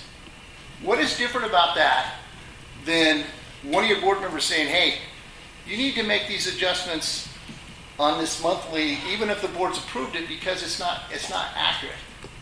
I honestly think by watching these guys and watching this company over a few years, they're like, we only meet every 2 months. We got through another one. We don't have to deal with these guys for 2 more months. And they'll give you the same crappy agenda, and nothing gets resolved. You guys get frustrated. We get frustrated out there because nothing's happening. And Phil's talking about emails that went back and forth that management seemed to, I don't know what they did with it. Nothing gets updated. It's just, I I couldn't serve on this board because I'd be so frustrated that I'd probably go home and just bang my head on something. All right, let's see here. The action to terminate the lifestyle director, if I remember correctly, the board doesn't have the power to terminate anybody or hire anybody. All you can recommend is that certain positions don't get filled. So why would the management company put on here termination of lifestyle director and hire an accountant? It doesn't make any sense, because that's not an action you guys can take. So why would they put that on the agenda? I thought the board put that on the agenda, not the management company. Who generates the agenda? Of course, management generates the agenda. Yep, exactly. To just clarify the board motion at the meeting earlier this year. Mm-hmm. That was all it was. Yep. And you got a pretty good product here from them. Okay, like I say, the lease isn't going to get resolved in the next couple months. It's part of, if you were to sign a one-year lease, then at least you could go back in negotiation with CMCC, which is, and they know I'm not fans of theirs. Unfortunately, for communities this size, there's a limited number of companies out there that are even going to give you bids. And most of those, I mean, you get what you pay for. Let's see here. The traditions partner, it's like, I would suggest, send a letter out to each one of the ones and say, hey, here are your options, A, B, or C. And if you don't make any option, we're going to refund your money. Not real difficult. Let's see here. I'm disappointed. Scott, I apologize, but you can see most everybody's responded. There's a handful that didn't, and so that's why we said that we'll refund you, but we're going to put a letter in there saying why. I understand. I understand the conversation. It's just that I don't understand why you're waiting till now. I don't understand. It seemed like a letter should have went out a long time ago. So it sounds like somebody's been working on it for a couple months and made a couple phone calls and nobody's responded. It's like, I think some of those traditions partners are not very far from here. So somebody can't leave the office, I say the manager, and knock on the door and go, hey, here's what's going on with this, what would you guys like to do? No, it's we sit here, oh yeah, somebody else made phone calls that's not here. To me, that wouldn't be acceptable. All right, let's take a look here. Make sure I have the reserve. The guy that sent in the letter about the reserve, long story, he doesn't know what he's talking about. He's not a licensed reserve fund specialist, so he doesn't know what he's talking about. Neil, what I suggest is never use the word surplus, because the statute has in there that surpluses need to be returned back to the owner. Over budget, under budget is a much better word to use. Yeah, the agenda is. The other thing is too is that there was a gentleman, I don't know if he's here anymore. He wanted to stand up and make a comment during the meeting. At no time during the meeting did the president or the manager say, hey, here's how it works, because some of these folks haven't been here before. Once we go through the first open session, you can't make any comments, write down whatever you want to say, and at the end of the meeting, we'll be more than happy to entertain your comments. I never heard that tonight. I heard you say it. So that's frustrating for those folks, because they don't understand. The one guy hadn't been here for 5 years. He doesn't understand. Most people don't realize that if you allowed everybody to comment on every item while you're debating it, we'd still be debating the first page. Easton Place, you guys approved the reserve study. It has to have a site visit. I don't know if the manager told you that. What? You have to have a site visit. You guys are aware of that? Okay. I'm sorry I didn't read all the details. I know the level. Perform a site visit. I know the level 2 includes a site visit because we do a ton of work with those guys. But again, that's something your manager should tell you, is that, hey, the statute requires a site visit, because not all of you guys may not know. I know Phil does, Katie does, you do. I don't know if these two guys do or not. That's for the manager to make sure that they do know. Part of the manager being here is not just to go, okay, we're on item A, B, and C. It's to help educate you guys as you go along. And I don't see any of that happening. I see you guys kind of floundering at times. And these guys are sitting here, and, I mean, they brought you a repair for a crack They didn't even know how it happened. And usually there's only one way that walls crack, and it's typically not settling. It's a tree root that's growing underneath that starts to crack the wall. That should have been the information you guys got, if that's the case, because you guys need to know why it's being cracked. Because if it cracks again, you're just going to spend money fixing it. If it's caused by a tree, then the options are to remove the tree, or B, you can put in what they call a root block. Basically, you dig down, you cut the root that's causing the problem, you put a metal barrier in it, and it forces the roots to go deeper and underneath, and it alleviates that problem happening again. That's information you guys need to know. I mean, but you guys are getting a basic overview of what the problem is, and no reason why they didn't know. They have no idea why the wall's cracking. Anyway. Oh, by the way, when you come to perimeter walls, I live on Durrell. My back wall is Durrell. It's the HOA's wall. You should see the water damage caused by on that wall. Eventually it's going to fail. The bricks on the bottom are eaten away, and that's because the wall was never sealed. And that whole thing about the contractors coming out and looking at the walls, I don't know what walls they're looking for. They may be looking for the walls in the common area. But you guys own the perimeter walls, and they're in bad shape. And we're not talking thousands of dollars. We're talking hundreds of thousands of dollars to fix that. And eventually those walls are going to start to fail, and that's going to be a big ticket item for the HOA. So I'm going to close that, but you guys, the whole, like I say, the whole spending thing that Joe brought up, you guys are paying for stuff that you never should be paying for in the first place. You could actually file a complaint with the real estate division and require them to reimburse you, and they can't justify the expenses for the phones, aspirin, for a first aid kit. Why do they even have a first aid kit? They're not up. That's a. Never mind. I'm too frustrated to go on. I will try to make this fast. I can't believe it's For waiting as long as he did. I just moved here from Southern California 7 months ago, so this is all brand new to me. I've had 4 homes that were individual homes, and I never had to deal with any of these kind of things. So I'm a little naive, maybe stupid with what's going on. First of all, I like what you had to say. I like what you had to say. Great. One of the things you made a comment on a wall, this thing, I cut down one tree in front because it was lifting up my driveway. In the back, I have a wall cracking. I think I told you a couple of months ago that it's happening. No one ever came out and told me I was crazy or I was right. I was a little disappointed with that. Okay? Let me get your address at the end of this. I'll do that. And the other thing, which is funny, I have to believe you all had it. I've been paying taxes for 65 years and never really resented it. I just resent the way they're using my money. Not that I'm paying it, they're using it. I'm sorry, so what was your name?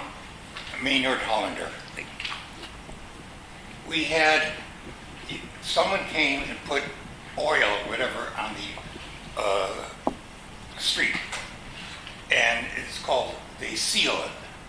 Well, someone here should check on whoever you're using to do it. They didn't seal it, they made a mess. I had some people coming from Sacramento. Sir, that's actually your sub-association that's doing that, that's not this. So I don't know who I'm talking. I told you, the first time I've been here. So now what, I should shut up? I can explain that to you if you want afterwards, how that works. No, I would like someone who's gonna have to pay to have someone do it, know what they're doing. The room is $7,500 carpet, rug, okay? No one's paying for it to me, I threw it away.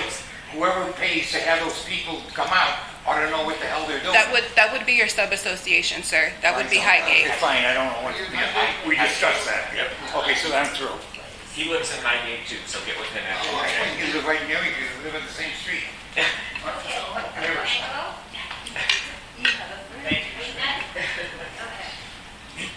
so sorry you waited this long, sat through this whole meeting and Okay. Would you like some popcorn? Drink when I get home. All right. So I am concerned regarding an email I got from Felicia on, is says Wednesday. I could pull up the date. Anyway, this was about the chip reader for the lost animals, right? And we went through this at the last meeting. You guys had voted because the last one was burned and our money paid for a new chip reader that had resided here. We had that whole situation where we changed patrol. Anyway, a lot of residents are still writing on social media that they think we don't have a chip reader. They didn't believe me until I copied and posted Felicia's email where she says, thank you for the notification. As advised, management is still working with the vendor on all the protocols and operations of the association as this is their 4th day on site. I would humbly request your patience as we're getting them up to speed. Attached photo shows the PET scanners in the office. My concern is that we have an assigned contract, right? 4th day, and patrol did not know what their job was. How is that possible? How is our community people not communicating with our vendor, right? And then, furthermore, how do we all know what they're supposed to do? There was a major leak over the holiday weekend, and you guys may or may not have seen the email, but I email all the board when I email CCMC, and I show you all the pictures of the water waste, right? Holiday weekend, Phil's writing back and forth. Well, who's supposed to do this? Do they know they're supposed to do this? I don't understand why you all don't know what is supposed to happen, right? You guys shouldn't be making them do it. That's my big concern. Thank you.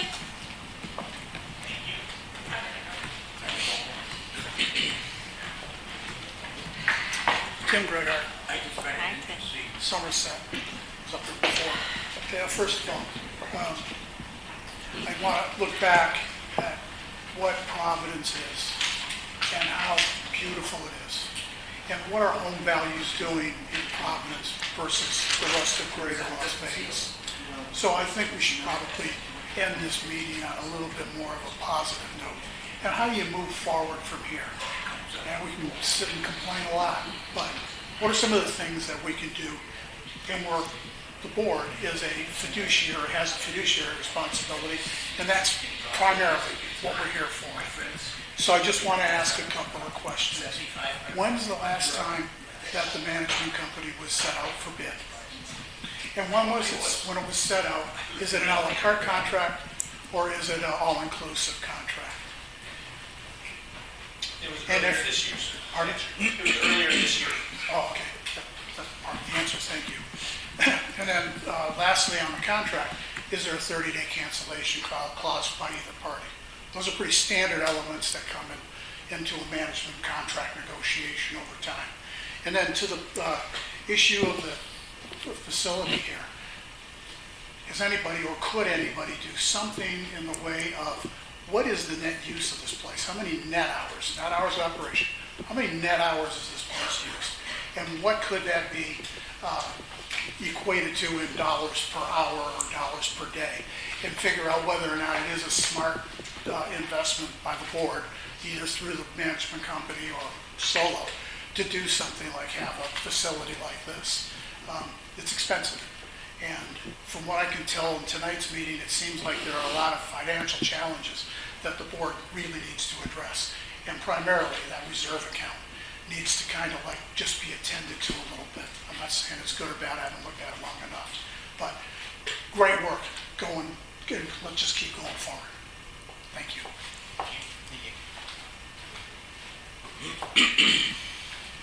I'm Lori Jamie from Brighton. I just wanted to make 2 comments. First, please be careful with our reserves. We can't save just a little bit of money and start patting ourselves on the back. We're not done. We still have a long way to go, so please don't be looking for ways to spend the money. We need to be finding ways to save that money. So don't stop. Please keep looking for the savings. I love hearing that, but I don't like hearing we're good, because we're not. We've got a long way to go.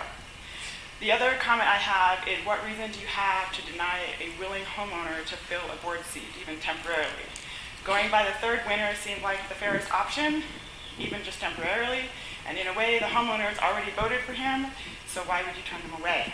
You're always encouraging people to participate, and when you have a ready, willing, able homeowner ready to jump in to take your spot, you don't represent the homeowners when you act like that.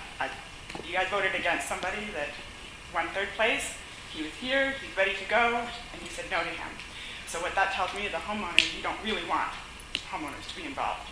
You like whatever you have going on here, and it seems super shady to me. And I think the homeowners see that. They already voted for him, and you turned him away. That's all.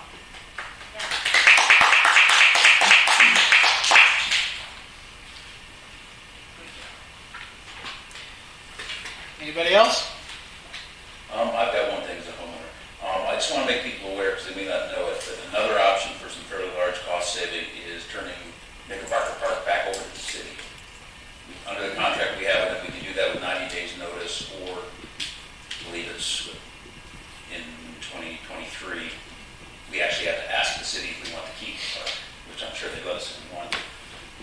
But the deal we have right now is those parks the land is owned by the Bureau of Land Management. Bureau of Land Management rents it to the city, or allows them to have control of it. The city allows us generously to build the park, maintain the park, have all the liability for the park, insure the park, but we have to let everybody in the city use it. We can't keep it private. Sounds like a good deal. Yeah. On 90 days notice, we can get rid of that obligation entirely. The only objection is going to be that the city won't run it as well as we run it, and we won't have control over the facilities there. But I just want all homeowners to be aware that that is another option for saving money. With Huckleberry, the operating agreement goes for 10 years. There is no termination clause in that one. We have to wait till the end of 10 years before we can give that one back, or before we actually have to ask them for permission to keep spending all the money. Quick question? Yes. And that was the part that the board agreed to that with the city without getting homeowner vote. That was the part that the board spent several $1 million, got a loan on, without getting the required 80% homeowner approval for a capital expense. And some of those board members are still sitting here. They got a very tepid legal opinion saying, it's probably wrong, but nobody's going to question you to do it anyway. That's my paraphrasing of that legal rule. I can imagine you getting mad. Yeah. Okay. I'm done. Anybody else? Okay. Motion to adjourn? All in favor? All right. Aye. Meeting adjourned.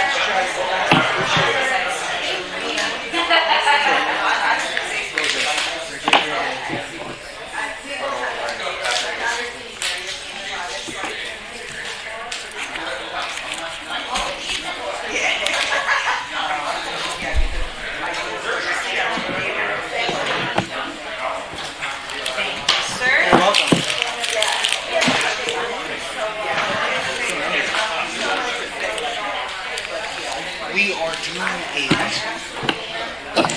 So,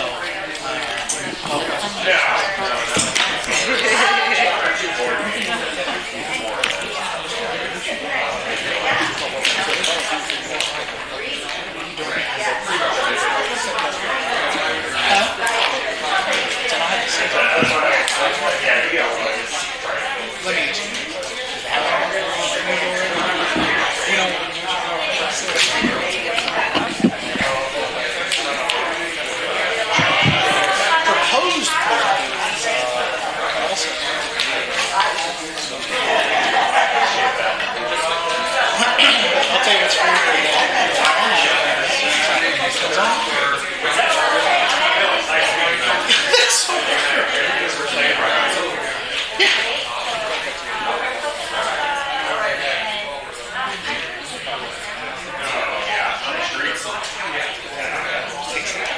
Exactly. I didn't jump in and say that.